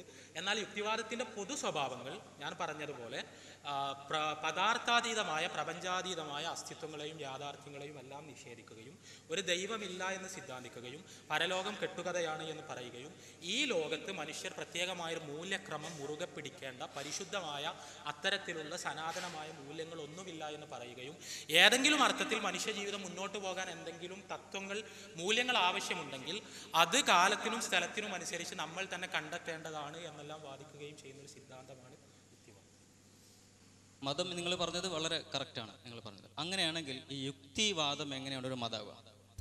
അതിന് പ്രത്യേക വിശ്വാസങ്ങളുണ്ടോ, അല്ലെങ്കിൽ പരിശുദ്ധമായ ഗ്രന്ഥങ്ങളുണ്ടോ, അല്ലെങ്കിൽ അതിന് ഇതേപോലെ കാണാൻ പറ്റാത്ത എന്തിനെങ്കിലും കുറിച്ചുള്ള നിർവചനം, ഈ മതത്തിന്റെ സംസ്കാരമുണ്ടോ? അങ്ങനെയൊന്നുമില്ല. അപ്പൊ യുക്തി എന്ന് പറഞ്ഞാൽ ഒരു ചിന്തയല്ലേ. ഈ യുക്തി എന്ന് പറയുന്നത് നിങ്ങൾക്കില്ലേ? യുക്തി എന്ന് പറഞ്ഞാൽ ഞാൻ മനസ്സിലാക്കിയിട്ടുള്ളത് മനുഷ്യന്റെ മറ്റ് ജീവജാലങ്ങൾക്ക് എല്ലാവർക്കും ഉണ്ട്, പക്ഷെ അതിൽ വ്യത്യസ്തമായി ചിന്തിക്കാനുള്ള കഴിവിലൂടെ അവൻ വളർത്തിയെടുക്കുന്ന ആ ഒരു കഴിവിനെയാണ് യുക്തി എന്ന് പറയുന്നത്. അത് കാര്യകാരണങ്ങളെ അന്വേഷിക്കാനും കാര്യകാരണങ്ങൾ കണ്ടുപിടിക്കപ്പെട്ടത് സത്യമായി കരുതി അത് തിരുത്തുന്നത് വരെ അതിനു വേണ്ടി വാദിക്കുകയോ അല്ലെങ്കിൽ അതിനു വേണ്ടി പ്രചരിപ്പിക്കുകയോ അല്ലെങ്കിൽ അതിനനുസരിച്ച് ജീവിക്കുകയോ ചെയ്യുന്ന ഒരു ജീവിതശൈലി എന്ന് അതിന് പറയാൻ പറ്റുള്ളൂ. അതെങ്ങനെയാണ് മതമാവുന്നത്? വളരെ പ്രസക്തമായ ഒരുപക്ഷെ നമ്മുടെ ചർച്ചയുടെ മർമ്മത്തിൽ തൊട്ടൊരു ചോദ്യം. യുക്തി എന്ന് പറഞ്ഞാൽ അത് ഒരു ചിന്തയാണ്. അത് മറ്റൊരു രീതിയിൽ പറഞ്ഞാൽ ഒരു ജീവിത രീതിയാണ്. അതിന് പ്രത്യേക വിശ്വാസങ്ങളോ സംസ്കാരങ്ങളോ ആചാരങ്ങളോ വിശുദ്ധ ഗ്രന്ഥങ്ങളോ ഒന്നുമില്ല. അത് പിന്നെ എങ്ങനെ ഒരു മതമായി തീരും? അതായത് കാര്യകാരണ ബന്ധങ്ങളുടെ അടിസ്ഥാനത്തിൽ തെളിയിക്കപ്പെട്ട വസ്തുതകൾ അംഗീകരിക്കുകയും അത് തിരുത്തപ്പെടുന്നത് വരെ അതാണ് ശരിയാണ് എന്ന് ധരിക്കുകയും ചെയ്യുന്നതാണ് യുക്തിവാദം. ഇവിടെ നമ്മൾ ഒന്നാമതായി മനസ്സിലാക്കേണ്ടത്, കാര്യകാരണ ബന്ധങ്ങളുടെ അടിസ്ഥാനത്തിൽ തെളിയിക്കപ്പെട്ടതിന് അംഗീകരിക്കുന്നവരാണ് യുക്തിവാദികളെങ്കിൽ നമ്മളൊക്കെ യുക്തിവാദികളാണ്. നമ്മൾക്ക് ആർക്കും അതിലൊന്നും ഒരു സംശയമില്ല. ഏതെങ്കിലും ഒരു ശാസ്ത്രം തെളിയിച്ചൊരു വസ്തുതയെ, ഏതെങ്കിലും അംഗീകൃതമായ പ്രപഞ്ചത്തെയോ ജീവശാസ്ത്രത്തിലോ ഏതെങ്കിലും പരീക്ഷണങ്ങളിലൂടെ തെളിയിക്കപ്പെട്ട ഒരു വസ്തുതയെയും ഒരു മതവിശ്വാസിയും നിഷേധിക്കുന്നില്ല. പക്ഷെ യുക്തിവാദികൾ എന്ന് പറഞ്ഞാൽ പരീക്ഷണങ്ങളിലൂടെ തെളിയിക്കപ്പെടാത്ത ചില വസ്തുതകളിൽ വിശ്വസിക്കുന്നു. അതുകൊണ്ട് അവരെ ഒരു മതം എന്ന് വിളിക്കുന്നതിന് അതിൻ്റെതായ സാങ്കത്യമുണ്ട്. അതെന്താണത്? ഒരു ദൈവമില്ല എന്ന് ആര് തെളിയിച്ചു? ഒരു ദൈവമില്ല എന്ന് ഷാഢ്യം എവിടുന്ന് വന്നു? ആരാണ് ദൈവം? മതം. ഒരാൾ നിങ്ങളോട് പറയുന്നു, നിങ്ങളൊരു റൂമിൽ അടച്ചിട്ടിരിക്കുന്നു, ഒരു ക്ലോസ്ഡ് ആയിട്ടുള്ള റൂം, അതിൻ്റെ പുറത്തു പോകാൻ ഒരു മാർഗമല്ല. ഒരാൾ നിങ്ങളോട് വന്ന് പറയുന്നു പുറത്തൊരാളുണ്ട് എന്ന് പറയുന്നു. അത് പരമാവധി യുക്തിചിന്തയുടെ മാക്സിമം പോയാൽ നമുക്ക് പറയാം പുറത്തൊരാളുണ്ടോ ഇല്ലേ എന്ന് എനിക്ക് അറിഞ്ഞൂടാ, എന്നോട് ഒരാളെന്ന് പറഞ്ഞു. പക്ഷെ ഇവിടെ എന്താണ്? പടച്ചോനില്ലെന്നെ, ദൈവമില്ല. ആരാ പോയോക്കിയത്? പദാർത്ഥത്തെ കുറിച്ച് പഠിക്കാൻ വേണ്ടി നൽകപ്പെട്ട ഇന്ദ്രിയങ്ങൾ ഉപയോഗിച്ച് യുക്തിവാദികൾ അതങ്ങനെ കണ്ടെത്തി. അവിടെ അതൊരു വിശ്വാസമായി മാറുന്നു, ഒരു വിശ്വാസമായി മാറുന്നു. ദൈവം ഉണ്ട് എന്നുള്ളത് ഒരു അന്ധവിശ്വാസമായി പ്രഖ്യാപിക്കുന്നു. അതിനെതിരെ യുദ്ധങ്ങൾ ഉണ്ടാകുന്നു, അതിനെതിരെ വലിയ പ്രചാരണ കോലാഹലങ്ങൾ ഉണ്ടാകുന്നു. ഇവിടെ എനിക്ക് തോന്നുന്നത് യുക്തിവാദികൾ എന്ന് പറഞ്ഞാൽ ശാസ്ത്രം അംഗീകരിക്കുന്നവരല്ല, മറിച്ച് ശാസ്ത്രത്തെ പ്രത്യയശാസ്ത്ര പ്രചാരണത്തിന് ഉപയോഗിക്കുന്നവരാണ്. അതാണ് ഇവിടുത്തെ വിഷയം. എന്താന്ന് വെച്ചാൽ ശാസ്ത്രം എന്താണ് പറയുന്നത്? പദാർത്ഥ ലോകത്തെക്കുറിച്ച് പഠിച്ചുകൊണ്ടിരിക്കുന്നു ശാസ്ത്രം. ഏതെങ്കിലും ശാസ്ത്ര സിദ്ധാന്തം ദൈവമില്ലാന്ന് പറഞ്ഞിട്ടുണ്ടോ? ശാസ്ത്രജ്ഞന്മാർ ഐക്യകണ്ഠേന ദൈവമില്ലാതെ തെളിയിച്ചിട്ടുണ്ടോ? ശാസ്ത്രത്തിന്റെ അന്വേഷണ പരിധിയിൽ വരുന്ന വിഷയമാണ് ദൈവം എന്ന് വിവരമുള്ള ഏതെങ്കിലും ശാസ്ത്ര ദാർശനികൻ പറഞ്ഞിട്ടുണ്ടോ? ആരും പറഞ്ഞിട്ടില്ല. ഇവിടെ ഈ മാറ്റർ എന്ന് പറയുന്ന ഈ മെറ്റീരിയൽ വേൾഡിനെ കുറിച്ച് പഠിക്കാൻ നൽകപ്പെട്ടൊരു ഇൻസ്ട്രുമെന്റ് ഉപയോഗിച്ച് പദാർത്ഥാതീതമായ ഒരു അസ്തിത്വത്തെ കുറിച്ച് നമുക്ക് പഠിക്കാൻ കഴിയില്ല. നന്മ തിന്മകളെ കുറിച്ച് പഠിക്കാൻ കഴിയില്ല. ഇവിടെ കാര്യകാരണ ബന്ധങ്ങൾ എന്ന് പറഞ്ഞു. ഞാൻ ചോദിക്കട്ടെ, ഞാനൊരു റൊട്ടി കട്ടെടുത്ത് ഞാൻ തിന്നു. ഞാൻ പോയി അധ്വാനിച്ചുണ്ടാക്കിയ ഒരു റൊട്ടി വാങ്ങി. ഇത് രണ്ടും തമ്മിലുള്ള വ്യത്യാസം കാര്യകാരണ ബന്ധങ്ങളുടെ അടിസ്ഥാനത്തിൽ ശാസ്ത്രീയമായി യുക്തിവാദികൾ തെളിയിക്കുമോ? എന്താണ് ഞാൻ മോഷ്ടിച്ചതിലുള്ള തെറ്റ്? ഞാൻ അധ്വാനിച്ചുണ്ടാക്കിയ കാശ് കൊണ്ടുപോയി ഭക്ഷണം വാങ്ങുന്നതും ഞാൻ മോഷ്ടിക്കുന്നതും തമ്മിലുള്ള വ്യത്യാസം ശാസ്ത്രം ഉപയോഗിച്ച് അങ്ങനെ തെളിയിക്കും? അങ്ങനെ തെളിയിക്കില്ല എന്നുണ്ടെങ്കിൽ അതിൽ യുക്തിവാദികളുടെ നിലപാട് എന്താണ്? അതിലെന്താണ് നിലപാട്? ഇത്തരത്തിലുള്ള ഒരുപാട് പ്രശ്നങ്ങൾ മാത്രം കടം തരുന്ന ഒരു ആദർശമാണ് യുക്തിവാദം. വേറൊരു പ്രശ്നം കൂടി ഉണ്ട്. ഞാൻ പറഞ്ഞതുപോലെ വിശുദ്ധ ഗ്രന്ഥങ്ങളുണ്ടോ പ്രവാചകന്മാരുണ്ടോ എന്നെല്ലാം ചോദിച്ചാൽ നമ്മുടെ നാട്ടിലെ പല യുക്തിവാദികൾക്കുണ്ട്. അതുകൊണ്ടാണല്ലോ മാർക്സ് പറഞ്ഞത്, ആംഗൽസ് പറഞ്ഞത്, മോർഗൻ പറഞ്ഞത്. ഒരു കാര്യം പറയാനുള്ള തെളിവ് എന്താണെന്ന് വെച്ചാൽ മാർക്സ് എങ്ങനെ പറഞ്ഞു, ആംഗൽസ് എങ്ങനെ പറഞ്ഞു, ലെനിൻ അങ്ങനെ പറഞ്ഞു, മോർഗൻ അങ്ങനെ പറഞ്ഞു. മുസ്ലിങ്ങൾ അങ്ങനെ പറയുന്നതിന് ഒരു അർത്ഥമുണ്ട്. അതെന്താണ്? മുഹമ്മദ് നബി സ്വന്തം നിലക്ക് പറഞ്ഞതല്ല, പടച്ചോൻ അവതരിപ്പിച്ചതാണ്. അതുകൊണ്ട് പറയുന്നതിനൊരു ഭംഗിയുണ്ട്. ഇത് അവരുടെ ഒരു മാർക്സിന്റെ തന്നെ ഭാഷ ഉപയോഗിച്ച് പറഞ്ഞാൽ അന്നത്തെ ഉൽപാദന ബന്ധങ്ങളുടെ നടുവിൽ നിന്നുകൊണ്ട് മാർക്സിന്റെ തലച്ചോറ് പ്രവർത്തിച്ചപ്പോൾ അദ്ദേഹത്തിന് കിട്ടിയ കുറെ ആശയങ്ങൾ അത് ഒരു ഇരുമ്പൊലക്ക പോലെ മാറ്റാൻ പാടില്ല എന്ന് പറഞ്ഞ് കൊണ്ടു നടക്കുന്നത്, അതിനെ മതം എന്നല്ലാതെ പിന്നെ എന്താ വിളിക്കേണ്ടതെന്നാണ് എനിക്ക് ചോദിക്കുന്നത്. ഈ യുക്തിവാദികൾക്ക് നന്മ തിന്മകൾ ഇല്ല എന്ന് പറയുന്നതിന് ഇവിടെ ആരും, ഇപ്പം ഞങ്ങൾ കേരളത്തിൽ അറിയപ്പെടുന്ന ഒരു യുക്തിവാദി കലാനാഥനാണ്. അയാൾക്ക് ഒത്തിരി വയസ്സായി. അയാൾ മോഷ്ടിക്കാനോ അല്ലെങ്കിൽ പിടിച്ചു പറിക്കാനോ ബലാത്സംഗത്തിനോ ഒരു കേസിലും അയാൾ വന്നിട്ടില്ല. മാത്രമല്ല അവിടുത്തെ പഞ്ചായത്ത് പ്രസിഡന്റായിരുന്നു. ഇങ്ങനെ ധാരാളം യുക്തിവാദികളുണ്ട്. ഞാനും ഒരു പ്രീ ഡിഗ്രി കഴിഞ്ഞത് മുതൽ യുക്തിവാദി ആയിട്ട് ജീവിക്കുന്ന ആളാണ്. അത് യുക്തിവാദ സംഘത്തിൽ ഞാൻ വന്നിട്ടല്ല, ഞാൻ വന്നിട്ട് ഒരു വർഷം ഏകദേശം ആയിട്ടുള്ളൂ. പക്ഷേ ഞാൻ ഇതുവരെ ഒരു പെണ്ണിനെയും എൻ്റെ സഹപാഠിനെ ആയാലും ശരി വേറെ അടുത്ത വീട്ടിലെ അവസരങ്ങളില്ലാണ്ടുമല്ല കയറി പിടിച്ചിട്ടില്ല. ഞാനൊരു ഹിന്ദു മതത്തിൻ്റെ ഗ്രന്ഥങ്ങളും പഠിച്ചിട്ടില്ല, ഖുറാനും പഠിച്ചിട്ടില്ല, ബൈബിളും പഠിച്ചിട്ടില്ല. അപ്പോൾ നന്മ തിന്മ എന്നുള്ളത് എല്ലാ ജീവജാലങ്ങളും ഉള്ളതാണ്, മനുഷ്യന് മാത്രമുള്ളതല്ല. മനുഷ്യൻ അതാത് കാലഘട്ടത്തിൽ ഇപ്പോൾ ഇന്ത്യയിലെ നന്മയും തിന്മയും ഒരുപക്ഷെ അറേബ്യൻ നാട്ടിൽ പോയാൽ അമേരിക്കയിൽ പോയാൽ മോശമാകും. സദാചാരത്തിന് വ്യത്യാസമുണ്ട്. അമേരിക്കയിലെ സദാചാരം ഇവിടെ സദാചാര വിരുദ്ധമാണ്. മുസ്ലിങ്ങൾ പറയുന്ന പല സദാചാരങ്ങളും ഈ ഹിന്ദുക്കൾ എന്ന് പറയുന്നവർക്ക് സദാചാര വിരുദ്ധമാണ്. അത് നമ്മൾ ഡിഫൈൻ ചെയ്താണ്. അപ്പോൾ മനുഷ്യൻ എന്ന രീതിയിൽ സ്നേഹം, അതുപോലെ തന്നെ സ്നേഹം, ഇതൊന്നും മതത്തിൻ്റെയോ മറ്റോ ഇതല്ല. മതം ഇതിനൊക്കെ പരിപോഷിപ്പിക്കാൻ ശ്രമിക്കുന്നുണ്ട്. ഒന്ന്. രണ്ടാമത് യുക്തിവാദം എന്ന് പറഞ്ഞു കഴിഞ്ഞാൽ നിരീശ്വരവാദമല്ല. അത് അന്നത്തെ ഉദ്ഘാടകൻ തന്നെ കൃത്യമായി പറഞ്ഞതാണ്. ഞങ്ങൾ പറയാറുള്ളതാണ്, നിരീശ്വരവാദവും യുക്തിവാദവും രണ്ടും രണ്ടാണ്. ദൈവമുണ്ടെന്നതിന് തെളിവ് ഉണ്ടെങ്കിൽ, അല്ലെങ്കിൽ ദൈവമുണ്ടെന്നതിന് നമുക്ക് അനുഭവങ്ങൾ കിട്ടിയെങ്കിൽ, നമ്മൾ കണ്ണുകൊണ്ടോ മറ്റൊന്നും കാണേണ്ട നമുക്ക് പല സാധനങ്ങളുണ്ട്. പദാർത്ഥത്തിന് മാത്രമല്ല നമ്മൾക്ക് മനഃശാസ്ത്രത്തിൽ പദാർത്ഥത്തെക്കുറിച്ചല്ല പഠിക്കുന്നത്, പദാർത്ഥത്തെക്കുറിച്ച് പഠിക്കുന്നതല്ല യുക്തിവാദം. അങ്ങനെ ധാരാളം ഇങ്ങനെ ഒരു കൺഫ്യൂഷൻ ഉണ്ട്. അപ്പോൾ യുക്തിവാദികൾ എന്ന് പറയുന്നത് സദാചാര മൂല്യങ്ങളുള്ളവർ തന്നെയാണ്. സദാചാരം എന്ന് പറഞ്ഞാൽ ആ നാട്ടിൽ ആ കാലത്ത് നടപ്പിൽ വരുന്ന അല്ലെങ്കിൽ സദാ ആചരിക്കുന്ന നിയമങ്ങളും ഇതാണ്. അതുകൊണ്ട് തന്നെയാണ് യുക്തി മതം എന്ന് പറയുന്നതെന്നാണ് പറഞ്ഞത്. അതുകൊണ്ട് അത് മതത്തിന്റെ സ്വഭാവങ്ങൾ ഇല്ല, അത് പഠിക്കണം എന്നാണ് പറയുന്നത്. ഞാൻ ചോദ്യം ചോദിക്കുകയാണ്, ഞാൻ എൻ്റെ അഭിപ്രായമാണ് പറഞ്ഞത്. ഈ ഏകദൈവത്തിൽ പറയുന്ന ഈ ഇസ്ലാം തന്നെ നേരത്തെ നമ്മുടെ ഇവിടെ ഇരുന്ന സുഹൃത്തും കൂടി ചോദിച്ചതാണ്. ഇതിനെക്കുറിച്ച് തന്നെ ധാരാളം അഭിപ്രായങ്ങളാണ്. യുക്തിവാദത്തിന് ഉദാഹരണമാണ് ഇപ്പോൾ നമ്മുടെ പ്രസന്റ് ഉദാഹരണം പറയാം, വേറെ ഒന്നും ഉണ്ടല്ല, നമ്മുടെ മുടിപ്പള്ളി വരുന്നത്. ഈ മുടി പരിശുദ്ധമാണെന്നും അത് നബിയുടെ ആണെന്നും അത് വിശുദ്ധമാണെന്നൊക്കെ പറയുന്നത് ഈ കാന്തപുരത്തിൻ്റെയും അദ്ദേഹത്തിൻ്റെ ആളുകൾ മാത്രമാണ്. അതിനെതിരെ മറ്റുള്ളവരൊക്കെ പറയുന്നത് യുക്തിവാദമാണ്. അപ്പോൾ യുക്തിവാദം എന്ന് പറയുന്നത്, അല്ലെങ്കിൽ യുക്തി പ്രചരിപ്പിക്കുക എന്ന് പറയുന്നത് യുക്തിവാദി സംഘമല്ല. മാത്രമല്ല ഇസ്ലാമിൻ്റെ മാത്രമല്ല യുക്തിവാദ സംഘം എതിർക്കുന്നത്, അന്ധവിശ്വാസങ്ങളെ അല്ലെങ്കിൽ ഇത്തരം അനാചാരങ്ങളൊക്കെ എതിർക്കുന്നുണ്ട്. ശബരിമല ഇഷ്യൂസ് നോക്കുക, തിരുവനന്തപുരത്തെ പത്മനാഭസ്വാമി ക്ഷേത്രം നോക്കുക, ഇവിടെ തിരൂർ ഇപ്പോൾ യാഗം നടക്കുകയാണ്. യുക്തിവാദികൾ അതിനെ എതിർക്കും. അതുകൊണ്ട് നമ്മളെല്ലാം യുക്തിവാദികളാണ്. അസുഖം വന്നു കഴിഞ്ഞാൽ നമ്മൾ 2 ദിവസം ചിലപ്പോൾ പ്രാർത്ഥിച്ച് കിടക്കും, മാറിയില്ലെങ്കിൽ ഡോക്ടറെ അടുത്തേക്ക് പോകും. നമ്മുടെ യുക്തി കൊണ്ടാണ്. അതുകൊണ്ട് യുക്തിവാദി സംഘക്കാരൊക്കെ ഇങ്ങനെയാണെന്ന് പറയരുത്, പ്ലീസ് പഠിക്കണം. സുഹൃത്തിവിടെ പങ്കുവച്ച ധാരണകൾ പലതും പ്രീ ഡിഗ്രി കാലം മുതൽ യുക്തിവാദി സംഘത്തിൽ പ്രവർത്തിച്ചതുകൊണ്ട് തലച്ചോറിൽ കയറിക്കൂടെ കുറെ അന്ന് മുതലേ ഉള്ള യുക്തിവാദ ചിന്തകളുടെ ഫലം. ഓക്കെ, ഇവിടെ എന്താ വെച്ചാൽ ഒന്നാമതായി യുക്തിവാദികൾക്ക് നന്മയും തിന്മയും ഇല്ലാതെ പറയരുത്. ഓക്കെ, കലാനാഥ മാഷി എവിടെയും മോഷ്ടിച്ചിട്ടില്ല, പിന്നെ വേറെ എന്തെങ്കിലും ചീത്ത പ്രവർത്തനങ്ങൾ ചെയ്തിട്ടില്ല, സുഹൃത്തും ഇതേ രീതിയിലുള്ള പ്രവർത്തനങ്ങളൊന്നും ചെയ്തിട്ടില്ല. ഞാൻ ചോദിക്കുന്നത്, ഇവിടെ വെച്ച് നിങ്ങളൊരു മതവിശ്വാസിയായി മാറുന്നില്ല എന്നാണ്. യുക്തിവാദിയാണെങ്കിൽ പദാർത്ഥ ലോകത്തുള്ളത് മാത്രമാണ് അംഗീകരിക്കുകയെങ്കിൽ നന്മ തിന്മകൾ ഉണ്ട് എന്ന് അംഗീകരിക്കുന്നത് എങ്ങനെ? മോഷണം തിന്മയാണ് എന്ന് ഏത് ടെസ്റ്റ് ട്യൂബിലാണ് തെളിയിക്കപ്പെട്ടത്? വ്യഭിചാരം തിന്മയാണ് എന്ന് ഏത് ലബോറട്ടറിയിലാണ് പ്രൂവ് ചെയ്യപ്പെട്ടത്? ഇല്ലെങ്കിൽ അത് തിന്മയാണെന്ന് എന്തുകൊണ്ട് പറയുന്നു? അത് തിന്മയാണെന്ന് പറയാനുള്ള മാനദണ്ഡം എന്ത്? അതാണ് ഞാൻ ചോദിച്ചത്. കലാനാഥ മാഷ പറയുന്നില്ല, ഓക്കെ, കലാനാഥ മാഷ പറയുന്നില്ല. പക്ഷെ കലാനാഥ മാഷയുടെ പ്രസംഗം കേട്ടിട്ട് നമ്മുടെ കേരളത്തിൽ ഒരാൾ മനസ്സിലാക്കുന്നു ദൈവമില്ല, പരലോകമില്ല എന്നയാൾ മനസ്സിലാക്കുന്നു. അതുകൊണ്ട് തന്നെ വേദഗ്രന്ഥങ്ങളിലേക്ക് നോക്കേണ്ടതില്ല.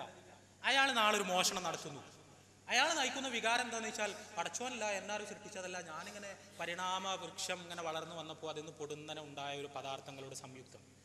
ആ നിലക്ക് എനിക്ക് ഭക്ഷിക്കണം, എനിക്ക് കാശുണ്ടാക്കണം, ഞാൻ അതിനു വേണ്ടി മോഷ്ടിക്കുന്നു. അതിലെന്താണ് തെറ്റ്? അതിലെന്താണ് തെറ്റ്? നന്മ, ധാർമ്മികത, സദാചാരം, ഇതൊക്കെ യുക്തിവാദത്തിന്റെ പദാവലിയിലേക്ക് കടന്നു വരുന്നു എന്നുള്ളത് യഥാർത്ഥത്തിൽ ഒരു പക്ഷേ ഒരു ശുഭസൂചനയാണ്. ഞാൻ ചോദിക്കുന്നത് എന്താണ് അതിനുള്ള തെറ്റ്? യുക്തിവാദത്തിന്റെ മാനദണ്ഡങ്ങൾ ഉപയോഗിച്ച് എന്താണ് തെറ്റ്? ഒരു വ്യഭിചാരത്തിൽ എന്താണ് തെറ്റ്? വ്യഭിചാരത്തിൽ തെറ്റുണ്ടോ? ബർട്രാൻഡ് റസലിന്റെ മാരേജ് ആൻഡ് മോറൽസ് എന്ന് പറയുന്ന പ്രശസ്തമായൊരു പുസ്തകമുണ്ട്. ആ പുസ്തകത്തിൽ അദ്ദേഹം പറയുന്നത്, എത്ര പെണ്ണിനെ വേണമെങ്കിലും എപ്പോഴും നിങ്ങൾക്ക് വ്യഭിചരിക്കാം, ഒരു പ്രശ്നമല്ല. അതാണ് ഒരു പ്രശ്നമല്ല. അദ്ദേഹം ബർട്രാൻഡ് റസലിന്റെ ജീവിതം പരിശോധിച്ചാൽ നമുക്കറിയാം. ഞാൻ ഒരു വ്യക്തിഹത്യക്ക് വേണ്ടി അല്ലത് പറയുന്നത്. അദ്ദേഹം ഒരു യഥാർത്ഥ യുക്തിവാദിയാണ്. ആ യുക്തിവാദത്തിന്റെ അടിസ്ഥാനത്തിൽ ജീവിതം ക്രമീകരിച്ച ആളാണ്. ബർട്രാൻഡ് റസൽ 3 വിവാഹങ്ങളാണ് കഴിച്ചത്. 3 വിവാഹം. ആ 3 വിവാഹം കഴിച്ചതിന് പുറമെ അദ്ദേഹത്തിന്റെ ജീവിതത്തിൽ അദ്ദേഹത്തിന് എത്രയോ അവിഹിതമായ ബന്ധങ്ങൾ, അദ്ദേഹത്തിന്റെ സങ്കല്പത്തിൽ അവിഹിതമായ ബന്ധങ്ങളല്ല, ഒരു യുക്തിവാദി ആയതുകൊണ്ട് തന്നെ എത്രയോ ബന്ധങ്ങൾ. ആ ബന്ധങ്ങളിൽ കുഞ്ഞുങ്ങൾ. ടി.എസ്. എലിയട്ടിന്റെ ഭാര്യയും ബർട്രാൻഡ് റസലും തമ്മിലുള്ള ബന്ധം അന്നത്തെ യൂറോപ്യൻ പത്രങ്ങളുടെ ഒരു ചൂടുള്ള ചർച്ചാ വിഷയമായിരുന്നു. രണ്ടാൾക്കും ഒരു പ്രശ്നം ഉണ്ടായിട്ടില്ല.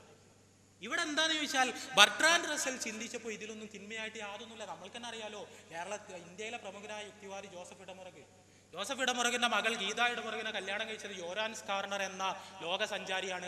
അദ്ദേഹം ഒരു യുക്തിവാദി കൂടിയാണ്. ഈ യോരാൻസ് കാർണർ കല്യാണം ഉറപ്പിച്ചപ്പോൾ ജോസഫ് ഇടമുറകിനോട് പറഞ്ഞത്, ഈ നിങ്ങളുടെ മകളെ എനിക്ക് ഡേറ്റിങ്ങിന് വിട്ടുതരണം. ഇടമുറക് പറഞ്ഞു പറ്റൂല. ഈ സമയത്ത് യോരാൻസ് കാർണർ അത്ഭുതത്തോടു കൂടി 1000 ഫേസസ് ഓഫ് ഇന്ത്യ എന്ന് പറയുന്ന പുസ്തകത്തിൽ അദ്ദേഹം എഴുതുന്നുണ്ട്, എന്ത് ഇന്ത്യയിൽ ഏറ്റവും പുരോഗമനവാദിയായ ഒരു യുക്തിവാദിക്ക് പോലും വിവാഹപൂർവ്വ ലൈംഗിക ബന്ധങ്ങൾ ശരിയാണ് എന്ന നിലവാരത്തിലേക്ക് വളരാൻ കഴിയുന്നില്ല. ഞാൻ ചോദിക്കുന്നത്, വ്യഭിചാരം തിന്മയാണ് എന്ന് പറയാൻ എൻ്റെ കയ്യിലുള്ള തെളിവ് അത് ദൈവം പറഞ്ഞു എന്നുള്ളതാണ്. മോഷണം തിന്മയാണ് എന്ന് പറയാൻ എൻ്റെ കയ്യിലുള്ള തെളിവ് അതാണ്. സ്നേഹം നന്മയാണ് എന്ന് പറയാൻ, മറ്റൊരാളെ സഹായിക്കുന്നത് നന്മയാണെന്ന് പറയാൻ, അതിനൊക്കെ എൻ്റെ കയ്യിലുള്ള തെളിവ് ദൈവം പറഞ്ഞു എന്നുള്ളതാണ്. ദൈവം പറയാതെ പദാർത്ഥാതീതമായ അസ്തിത്വമുള്ള നന്മ തിന്മകളെ കുറിച്ച് സംസാരിക്കാൻ ഒരു യുക്തിവാദിക്ക് എങ്ങനെ കഴിയുന്നു? എങ്ങനെ അത് നിർണ്ണയിക്കും?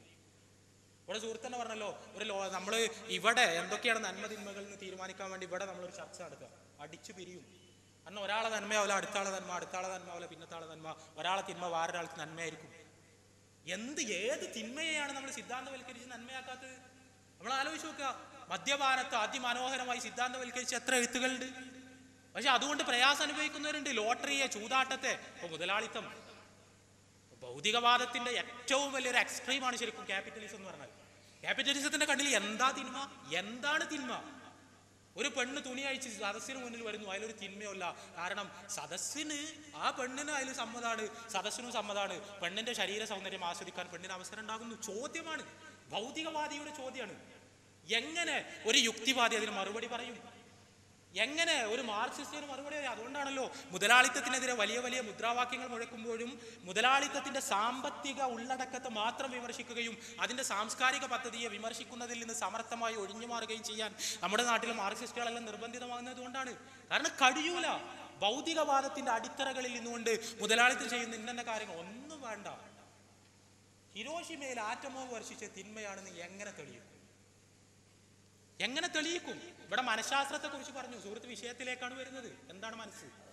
മനസ്സുണ്ട് എന്ന് ആര് പറഞ്ഞു? ഏത് ലബോറട്ടറിയിൽ തെളിയിക്കപ്പെട്ടു? ഏത് ടെസ്റ്റ് ട്യൂബിൽ മനസ്സിലാക്കി? ആര് തൊട്ടു? ആര് കണ്ടു? ആര് പിടിച്ചു? ഇങ്ങനെ ഇല്ലെങ്കിൽ, ഇങ്ങനെ ഒന്നും ഇല്ലാത്തൊരു മനസ്സുണ്ടെന്നും ആ മനസ്സിനൊരു ശാസ്ത്രവും, എന്താ വെച്ചാൽ ശാസ്ത്രം എന്ന് വേക്കിൽ ഫിറ്റ് ചെയ്താൽ നമുക്ക് പ്രശ്നമല്ല, ദൈവശാസ്ത്രം എന്ന് ഫിറ്റ് ചെയ്താൽ പ്രശ്നം തീരും തോന്നുന്നു. എന്താ വെച്ചാൽ മനസ്സ് എന്ന അസ്തിത്വത്തെ നമ്മൾ അംഗീകരിക്കുന്നു, പദാർത്ഥമല്ല. സുഹൃത്ത് പറഞ്ഞ പോലെ അതിന്റെ പേരിൽ നമ്മളൊരു സയൻസ് ഉണ്ടാക്കുന്നു. അനുമാനങ്ങളുടെ സമാഹാരമാണ് സൈക്കോളജി. വേറെ വിഷയം, കേവല അനുമാനങ്ങളുടെ സമാഹാരം. കാരണം ആർക്കാ മനസ്സിനെ തൊടാൻ കഴിയുക? ആർക്കും തൊടാൻ കഴിയില്ല. എങ്ങനെ വസ്തുനിഷ്ഠമായ അനുമാനങ്ങളിലെത്തുക? യുക്തിവാദികളുടെ ഭാഷയിൽ പറഞ്ഞാൽ സാർവലൗകികമായ, സാർവജനീകമായ, സാർവകാലികമായ സിദ്ധാന്തങ്ങളിൽ മനസ്സിനെ പറ്റി എങ്ങനെ എത്തിപ്പെടും? എങ്ങനെ ഒരു ജ്ഞാനശാസ്ത്രം, നിരാപേക്ഷമായ ജ്ഞാനശാസ്ത്രം എങ്ങനെ രൂപപ്പെടുത്തും? രൂപപ്പെടുത്താൻ പറ്റില്ല. അപ്പൊ മനസ്സുണ്ട് എന്ന് സുഹൃത്ത് അംഗീകരിക്കുന്നു, നന്മണ്ടെന്ന് അംഗീകരിക്കുന്നു, തിന്മണ്ടെന്ന് അംഗീകരിക്കുന്നു. ചില കാര്യങ്ങൾ നന്മയാണെന്ന് പറയുന്നു, ചില കാര്യങ്ങൾ തിന്മയാണെന്ന് പറയുന്നു. ഞാൻ ചോദിക്കുന്നത്, പദാർത്ഥാതീതമായി ഇതൊക്കെ അംഗീകരിക്കുന്ന സുഹൃത്തിന് എന്തുകൊണ്ട് പദാർത്ഥാതീതനായ ഒരു ദൈവം ഉണ്ടെന്ന് പറയുമ്പോഴേക്ക് അതിൽ പ്രശ്നം തോന്നുന്നു? പിന്നെ ദൈവം ഉണ്ടെന്ന് തെളിയിച്ചാൽ എന്ന് പറഞ്ഞാൽ ശാസ്ത്രം തെളിയിച്ചാൽ എന്നാണ് ഉദ്ദേശിച്ചതെങ്കിൽ ഒരു രക്ഷയുമില്ല, ഒരു രക്ഷയുമില്ല. നമ്മൾ ഏതോ ഒരു റൂമിന്റെ താക്കോൽ എടുത്തു കൊടുത്തിട്ട് വേറെ റൂമിൽ ഇങ്ങനെ തുറക്കാൻ നോക്കിയിട്ട് ഒരു കാര്യമല്ല. കാരണം നമ്മൾ പറയുന്നത് ദൈവം എന്ന് പറയുന്നത് പദാർത്ഥാതീതമായ അസ്തിത്വമാണ്, പ്രപഞ്ചാതീതമായ അസ്തിത്വമാണ്. സയൻസ് എന്ന് പറയുന്നത് ആപേക്ഷികത സിദ്ധാന്ത പ്രകാരം പ്രപഞ്ചത്തിന്റെ പുറത്തേക്ക് നമ്മുടെ തലച്ചോറിനെ കൊണ്ടുപോകാൻ തന്നെ നമുക്ക് പറ്റൂല. പദാർത്ഥമല്ലാതെ ഒരു കാര്യത്തെ അപഗ്രഥിക്കാനേ നമ്മുടെ തലച്ചോറ് കഴിയില്ല. പദാർത്ഥം എന്ന് പറഞ്ഞാൽ മാറ്ററും എനർജിയും, അതല്ലാത്തൊരു സാധനത്തിന്. അപ്പൊ ദൈവം എന്ന് പറയുമ്പോൾ പദാർത്ഥത്തിന്റെ സ്രഷ്ടാവാണ്. പദാർത്ഥത്തിന്റെ സ്വഭാവങ്ങളൊന്നും ദൈവത്തിൽ ആരോപിക്കാൻ പറ്റില്ല. ചില കാര്യത്ത് നമ്മൾക്ക് കേരളത്തിലെ ഏറ്റവും വലിയ യുക്തിവാദി പ്രഭാഷകരുടെ പ്രസംഗങ്ങൾ കേട്ടാൽ തന്നെ നമ്മൾക്ക് ആകെ സങ്കടമായി പോകും. ഒന്നും ഇവർ മതത്തെക്കുറിച്ച് മനസ്സിലാക്കിയിട്ടില്ല എന്ന് നമുക്ക് തോന്നും. ദൈവത്തിന് തലച്ചോറുണ്ടോ? തലച്ചോറില്ലാതെ എങ്ങനെ വിവരങ്ങൾ ശേഖരിക്കും? എങ്ങനെ വിവരങ്ങൾ ആഗിരണം ചെയ്യും എന്ന് ചോദിക്കുമ്പോൾ നമുക്കിടയിൽ ജീവിക്കുന്ന നമ്മളെപ്പോലുള്ള ഒരാളാണ് ദൈവം എന്ന അന്ധമായ ഒരു തെറ്റിദ്ധാരണയിൽ നിന്നാണ് ഈ ചോദ്യങ്ങൾ മുഴുവൻ ഉണ്ടാകുന്നത്. ഒരുപക്ഷെ ഹിന്ദുമതത്തിലെ അവതാര സങ്കല്പങ്ങളും മറ്റും അത്തരം പരാമർശങ്ങളിലേക്ക് അവരെ നയിക്കുന്നുണ്ടോ എന്ന് എനിക്ക് അറിഞ്ഞൂടാ. പക്ഷെ പ്രപഞ്ചാതീതനായ, പദാർത്ഥാതീതനായ അസ്തിത്വം അത് എങ്ങനെ നമ്മൾ സയൻസ് ഉപയോഗിച്ചതിന് തൊടും? സയൻസ് ഉപയോഗിച്ച് തൊടാൻ കഴിയാത്തൊരു കാര്യത്തെക്കുറിച്ച് സയൻസ് തെളിയിക്കണം എന്ന് പറയൽ എന്താ അർത്ഥമുള്ളത്? പിന്നെ ദൈവത്തിന് വേറെ തെളിവുകൾ, അനുഭവങ്ങൾ എല്ലാം ഉണ്ടാകാമെന്നാണ് ഇല്ലേ? ഞാൻ ചോദിക്കട്ടെ, ഒരു മൊട്ടുസൂചി യാദൃശികമായിട്ടുണ്ടായെന്ന് പറഞ്ഞ സുഹൃത്ത് സമ്മതിക്കോ? വെറുതെ ഞാനൊരു മൊട്ടുസൂചി കൊണ്ടുവരാണ്, ഇതിന്റെ പിന്നിൽ ഒരു ഡിസൈനും ഇല്ല, ഒരു എഫേർട്ടും ഇല്ല, ഒന്നുമില്ല, വെറുതെ ഇങ്ങനെ ഇവിടെ ഇങ്ങനെ ഉണ്ടായപ്പോൾ കുറച്ചിങ്ങനെ ആറ്റങ്ങളെല്ലാം കൂടി ചേർന്നുണ്ടായി, സമ്മതിക്കോ? ഒരു ഹെലികോപ്റ്റർ വെറുതെ ഉണ്ടായെന്ന് പറഞ്ഞാൽ സമ്മതിക്കോ? ഫ്രെഡ് ഹോയിലിന്റെ ഉദാഹരണം ഉപയോഗിച്ചാൽ ഒരു ബോയിങ് 747 വിമാനം വെറുതെ ഉണ്ടായി എന്ന് പറഞ്ഞാൽ സമ്മതിക്കോ? ഇല്ലെങ്കിൽ എങ്ങനെ നമ്മുടെ ഈ കണ്ണ്, ഡാർവിൻ പറഞ്ഞില്ലേ, അബ്സേർഡ്, എങ്ങനെ ഈ പരിണാമം വഴി ഇത് ഉണ്ടാകാന്ന് വിശ്വസിക്കാൻ കഴിയില്ല തന്നെ. എങ്ങനെ ആ കണ്ണ് വെറുതെ ഉണ്ടായി നമ്മൾ സമ്മതിക്കുന്നു? ഇതിന് പിന്നിൽ ഒരു ഡിസൈൻ, ഒരാളെ കണ്ണല്ല, കോടിക്കണക്കിന് മനുഷ്യരുടെ കണ്ണുകൾ, തലച്ചോറുകൾ. നമ്മുടെ ശരീരം എന്ന് പറഞ്ഞാൽ അത്ര വലിയ അത്ഭുതമാണ്. ഒരു ജീവകോശത്തിലെ ഇന്റലിജൻസ് കണ്ടന്റ് എന്ന് പറഞ്ഞാൽ അതിന് പിന്നിലുള്ള ആസൂത്രണം എന്ന് പറഞ്ഞാൽ ലോകത്തുള്ള മുഴുവൻ ലബോറട്ടറികളിലെയും ആസൂത്രണത്തെക്കാൾ വലിയ ആസൂത്രണം എന്ന് പറയുന്നത്. ഇത് വെറുതെ കേവലം അചേതന പദാർത്ഥങ്ങളിൽ നിന്ന് ഉരുത്തിരിഞ്ഞൊരു ജീവപദാർത്ഥം ഉണ്ടാകുന്നത് എങ്ങനെ? ജീവി വർഗങ്ങൾ ഉണ്ടാകുന്നത് എങ്ങനെ? ഇപ്പൊ തേനീച്ചയെ കുറിച്ച് നമ്മൾക്കറിയാം, തേനീച്ച കൂടുണ്ടാക്കുന്നതിനെ കുറിച്ച് നമ്മൾക്കറിയാം. നമ്മളെല്ലാം കോളേജിലും സ്കൂളിലും പിന്നെ ഈ ഇത് പഠിച്ചിട്ടുണ്ട്. എന്താ പറയാ, എന്താണ് തേനീച്ചന്റെ കൂടിന്റെ ആകൃതി? എന്താണ്? ഹെക്സഗൺ. 6 വശങ്ങളുള്ള ഒരു ഹെക്സഗൺ. ഈ ഹെക്സഗൺ വരക്കാൻ നമ്മൾ സെറ്റ് സ്ക്വയർ ഉപയോഗിക്കും, സ്കെയിൽ ഉപയോഗിക്കും, പ്രൊട്രാക്ടർ ഉപയോഗിക്കും, കോമ്പസ് ഉപയോഗിക്കും, ഇങ്ങനെ പലതും ഉപയോഗിക്കും. എന്നിട്ട് നമ്മൾ ഹെക്സഗൺ വരക്കും. അവസാനം അളന്ന് നോക്കുമ്പോൾ എവിടെയെങ്കിലും ഒരു കോണ് തെറ്റിയിട്ടുണ്ടാവും, അല്ലെങ്കിൽ ഒരു സൈഡ് തെറ്റിയിട്ടുണ്ടാവും. എന്നാൽ തേനീച്ചനെ നോക്ക്, തേനീച്ച കൂടുണ്ടാക്കുന്നത്, തേനീച്ച കൂട്ടിലെ ഓരോ അറയും ഓരോ ഹെക്സഗനാണ്, പെർഫെക്റ്റ് ഹെക്സഗൻ. ഒരു തെറ്റില്ല, ഒരു ആംഗിൾ മാറാതെ, ഒരു സൈഡ് മാറാതെ തേനീച്ച നിരന്തരമായി എന്നു കാലം കൂടുണ്ടാക്കാൻ തുടങ്ങി. തേനീച്ച എന്നു കാലം, എങ്ങനെ, എവിടുന്ന് തേനീച്ചക്ക് കിട്ടുന്നു? തേനീച്ച കൂടുണ്ടാക്കുമ്പോൾ അത്ഭുതകരമായ ഒരു സംഭവമുണ്ട്. നമ്മൾക്കൊരു ബോർഡിൽ ഹെക്സഗൺ വരക്കാം, നടുവിലൊരു ഹെക്സഗൺ വരക്കുന്നു, 2 സൈഡിലും ഹെക്സഗൺ വരക്കുന്നു, ഇങ്ങനെ ഹെക്സഗൺ വശങ്ങളിലേക്ക് നമ്മൾ വരച്ചു പോകുന്നു. പക്ഷെ തേനീച്ചയുടെ രീതി ഇതല്ല. തേനീച്ച ഈ എൻഡിൽ ഒരു ഹെക്സഗൺ വരക്കും, ആ എൻഡിൽ ഒരു ഹെക്സഗൺ ഉണ്ടാക്കും, എന്നിട്ട് അടുത്ത ഹെക്സഗൺ അതിന് തൊട്ടടുത്ത്, അടുത്ത ഹെക്സഗൺ അതിന് തൊട്ടടുത്ത്, ഇങ്ങനെ ഇങ്ങനെ ഇങ്ങനെ വന്ന് നടുവിലെത്തുമ്പോൾ നമ്മൾ വരച്ചാൽ സ്വാഭാവികമായ ഒരു ഹെക്സഗൺ വരക്കാൻ കഴിയൂല. പക്ഷെ തേനീച്ച ഇവിടെയൊക്കെ ഉണ്ടാക്കിയ അതേ ഹെക്സഗണിന്റെ അതേ വലുപ്പത്തിലുള്ള പെർഫെക്റ്റ് ഹെക്സഗൺ ആ നടുക്കുണ്ടാക്കും. എത്ര കൃത്യമാണ് ആ മെഷർമെന്റ്, എത്ര കൃത്യമാണ് ആ മെഷർമെന്റ്, എവിടുന്ന് കിട്ടുന്നു ഇത്രയും സങ്കീർണമായൊരു ഇന്റലിജൻസ്? ആ ഇന്റലിജൻസ് യാദൃച്ഛികമായി നമുക്ക് ഉണ്ടാകുന്നു എന്ന് നമ്മൾ വിശ്വസിക്കുന്നത് എങ്ങനെ എന്നാണ് വളരെ വിനീതമായി എനിക്ക് ചോദിക്കാനുള്ളത്. എല്ലാത്തിനുള്ള ഉത്തരമാണ് പരിണാമം, എല്ലാത്തിനുള്ള ഉത്തരം ഞാനിവിടെ പറഞ്ഞു. ഒന്ന്, ജൈവലോകത്തിന് അപ്പുറത്തുള്ള ഒരു പ്രതിഭാസത്തെയും പരിണാമം വിശദീകരിക്കുന്നേ ഇല്ല. ഈ അനന്തകോടി നക്ഷത്രങ്ങളെ, ഈ ഗോളങ്ങളെ, ഈ ഗ്രഹങ്ങളെ എങ്ങനെ വിശദീകരിക്കും? എങ്ങനെ ഉണ്ടാവും? ഈ ഭൂമി എന്ന് പറഞ്ഞാൽ എത്ര വലിയ അത്ഭുതമാണ്. അതെങ്ങനെ അതിന് പിന്നിൽ ഒരു ഡിസൈൻ ഇല്ലാതെ, ആസൂത്രണം ഇല്ലാതെ ഉണ്ടാവും? അത് പരിണാമം അതിനെക്കുറിച്ച് ഒന്നും വിശദീകരിക്കുന്നില്ല. ഒരു യുക്തിവാദി ദാർശനികനും അതിനൊരു വിശദീകരണം നൽകിയത് ഞാനിതുവരെ കേട്ടിട്ടില്ല. രണ്ടാമത്തേത് ജീവലോകം. ജീവലോകത്തിന്റെ കാര്യം ഞാൻ പറഞ്ഞു, അതിന്റെ കോംപ്ലക്സിറ്റി, ഡാർവിന്റെ തന്നെ വാക്കുകൾ ഞാൻ ഉദ്ധരിച്ചു. എല്ലാം പോട്ടെ, ഫോസിലാണ് വലിയ തെളിവ്. ഫോസിലാണ്. നമ്മൾ ഫോസിലൊക്കെ കിട്ടിയെന്ന് വിചാരിക്കുക, ശരിക്കും മുഴുവൻ ഒരു ചെയിൻ കിട്ടി നമ്മൾക്ക്, ഒരു തല മുതൽ മറ്റേ തല വരെ. എന്നാൽ തെളിയോ പരിണാമ സിദ്ധാന്തം? എന്നാൽ തെളിയുമോ? ഞാൻ വെറുതെ ചെറിയൊരു ഉദാഹരണം പറഞ്ഞുതരാം. ഇപ്പോൾ നമ്മളെല്ലാം ഒരു വലിയൊരു പ്രകൃതി ദുരന്തത്തിൽ ഭൂമിയിലുള്ള ആളുകൾ മുഴുവൻ നശിച്ചു എന്ന് വിചാരിക്കുക. ആ നശിച്ചപ്പോൾ ഒരു അന്യഗ്രഹ ജീവി, ഒരു എക്സ്ട്രാ ടെറസ്ട്രിയൽ ലൈഫ് നമ്മളൊരു കുറച്ച് കാലത്തിന് സങ്കല്പിക്കുക. ഒരു അന്യഗ്രഹ ജീവികൾ, കുറച്ച് ആൾക്കാർ ഒരു ബഹിരാകാശ പേടകത്തിൽ ഭൂമിയിൽ വന്ന് ഇറങ്ങുന്നു. അവർ എക്സ്കവേഷൻ നടത്തുന്നു. അവർ ഭൂമിയിൽ വന്നിട്ട് എന്ത് ചെയ്യുന്നു എന്ന് വെച്ചാൽ, ഈ ബഹിരാകാശ പേടകത്തിൽ നിന്ന് ഇറങ്ങിയിട്ട് അവർ ഉത്ഖനന ഗവേഷണങ്ങൾ നടത്തുന്നു. ആ ഉത്ഖനന ഗവേഷണങ്ങൾ നടത്തിയപ്പോൾ അവർക്ക് ഫോസിലുകൾ കിട്ടി. ഫോസിൽ കിട്ടിയത് മനുഷ്യന്റെ ഫോസിലല്ല, മൃഗങ്ങളുടെ ഫോസിലല്ല, മനുഷ്യൻ ഉപയോഗിച്ച വാഹനങ്ങളുടെ ഫോസിലാണ്. ആ ഫോസിലുകളെല്ലാം നിരത്തി വെച്ചിട്ട് അതൊരു ചെയിൻ ഉണ്ടാക്കിയിട്ട് അവരുടെ കൂട്ടത്തിൽ ഡാർവിൻ വന്ന് പ്രഖ്യാപിച്ചു, ആദ്യം ഒരു ചക്രമുണ്ടായി. ആ ചക്രം ഉണ്ടായത്, ഒരു മരം നിലത്ത് വീണു, മഴ പെയ്തു, കാറ്റടിച്ചു, അങ്ങനെ ആ മരത്തിന്റെ കുറെ ഭാഗങ്ങൾ ജീർണിച്ചു പോയി, അങ്ങനെ അത് വട്ടത്തിലായി, ചക്രമായി. അങ്ങനെ പോയപ്പോൾ കുറച്ച് പ്രയാസമുള്ള റോഡിലെത്തിയപ്പോൾ മനസ്സിലായത് 2 ചക്രം ഉണ്ടായാലേ കാര്യം നടക്കുള്ളൂ. അങ്ങനെ ഒരു ജനറ്റിക് മ്യൂട്ടേഷൻ നടന്നു. ജനറ്റിക് മ്യൂട്ടേഷൻ നടന്നപ്പോൾ അടുത്ത ചക്രം ഉണ്ടായി. അടുത്ത ചക്രത്തിൽ ഇങ്ങനെ പോയി. അതാണ് ഈ സൈക്കിൾ എന്ന് പറയുന്ന സാധനം. അത് ഈ ജീവിവർഗത്തിന്റെ വളർച്ചയിലെ നിർണായകമായ കാൽവെപ്പാണ്, പ്രകൃതി നിർദ്ധാരണം. അങ്ങനെ പ്രകൃതി നിർദ്ധാരണം നടന്നു, സർവൈവൽ ഓഫ് ദി ഫിറ്റസ്റ്റ് നടന്നു. സൈക്കിൾ അതിജീവിച്ചു, ഒറ്റ ചക്രം കാലയവനികയിലേക്ക് മറഞ്ഞുപോയി. അതുകൊണ്ടാണ് ചക്രത്തിന്റെ എണ്ണം പിൽക്കാലത്ത് കുറഞ്ഞു വരുന്നത്. പിന്നെ ആ സൈക്കിൾ ഇങ്ങനെ പോയപ്പോൾ ഇങ്ങനെ ഇതിന് കുറേ എഫേർട്ട് ഉണ്ടെന്ന് മനസ്സിലായപ്പോൾ അതൊരു മോട്ടോർ സൈക്കിളായി മാറി. കുറച്ചും കൂടി പോയപ്പോൾ ഒരു സ്ഥലത്ത് ഇപ്പോൾ നാച്ചുറൽ ഈ മ്യൂട്ടേഷൻ നടന്നിട്ട് അതൊരു ഓട്ടോറിക്ഷയായി. കുറച്ചും കൂടി കഴിഞ്ഞപ്പോൾ ഒരു ജീപ്പായി, ജീപ്പ് കഴിഞ്ഞ് കാറായി, ബസ്സായി. ബസ് ഇങ്ങനെ വന്ന് ഒരു കടൽ തീരത്തെത്തിയപ്പോൾ ഇതിൽ പോകാൻ കഴിയില്ല എന്ന് മനസ്സിലായി. ആദ്യത്തെ ബസ് മുങ്ങി, രണ്ടാമത്തെ ബസ് മുങ്ങി, മൂന്നാമത്തെ ബസ്സായപ്പോഴേക്ക് അതിൻ്റെ താഴെ ഭാഗം ഇങ്ങനെ നിരന്ന് വന്നു, അതൊരു കപ്പലായി മാറി. കുറേ കൂടി പോയപ്പോൾ ഈ വേഗതയിൽ പോയാൽ ശത്രുക്കളിൽ നിന്ന് രക്ഷപ്പെടാൻ കഴിയില്ല എന്ന് മനസ്സിലായപ്പോൾ ചിറകുകൾ, അങ്ങനെയാണല്ലോ ജിറാഫ് ഉണ്ടായത് അല്ലെ, മാൻ ജിറാഫായി മാറിയത് അങ്ങനെയാണല്ലോ. അങ്ങനെ ചിറകുകൾ മുളച്ചു വന്നൊരു വിമാനമായത് അപ്പുറത്തേക്ക് പോയി.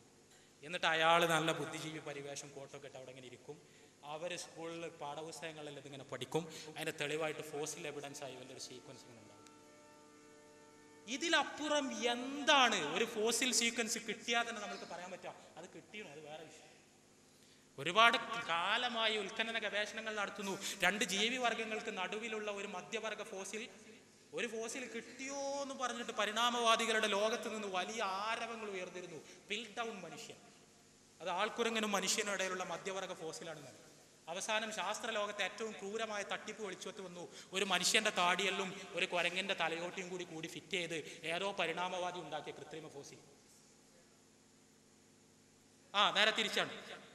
അത് പിന്നെ ഫോസിൽ, മധ്യവർഗ ഫോസിൽ എന്ന് പറഞ്ഞു നടന്നാണ് ആർക്കിയോപ്റ്ററിക്സ് എന്ന് പറഞ്ഞ സാധനം. ഉരകവർഗ്ഗങ്ങൾക്കും പക്ഷികൾക്കും ഇടയിലുള്ള മധ്യവർഗ ഫോസിലാണ്.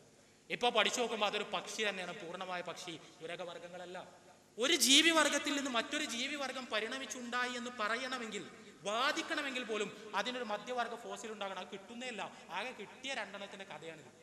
ഈ പരമാവധി 3 or 4 എണ്ണത്തിന് വ്യാഖ്യാനിച്ച് ഒപ്പിക്കും. നമ്മൾ ആലോചിച്ച് നോക്കുക, ലോകത്തെ ലക്ഷക്കണക്കിന് ജീവജാതികൾ ഉത്ഭവിച്ചത് എങ്ങനെയെന്ന് ഫലപ്രദമായി വിശദീകരിക്കുന്ന ഒരു സിദ്ധാന്തത്തിന്റെ ആവനാഴിയിൽ ഇത്രയും ദുർബലമായ തെളിവുകളേ ഉള്ളൂ എന്ന് പറഞ്ഞാൽ അത് അംഗീകരിക്കുന്നതിന് അന്ധവിശ്വാസം എന്നല്ല വിളിക്കേണ്ടത്. ഇത്ര കോംപ്ലക്സ് ആയൊരു സാധനം ഈ മധ്യവർഗ ഫോസിലുകൾ കിട്ടിയാൽ പോലും, ഇപ്പൊ നേരത്തെ പറഞ്ഞ വാഹനങ്ങൾ ഉദാഹരണം, ഈ വാഹനങ്ങൾ ഉദാഹരണം എങ്ങനെ അതിനെ ചോദ്യം ചെയ്യും? ചോദ്യം ചെയ്യുമ്പോൾ നമ്മൾക്ക് എന്താ പറയാൻ പറ്റുക? ഇതിന് പിന്നിൽ ഒരു ഡിസൈൻ ഉണ്ട്, ഇത് തമ്മിൽ സാമ്യതകളുണ്ട്, അതാണ് കാരണം.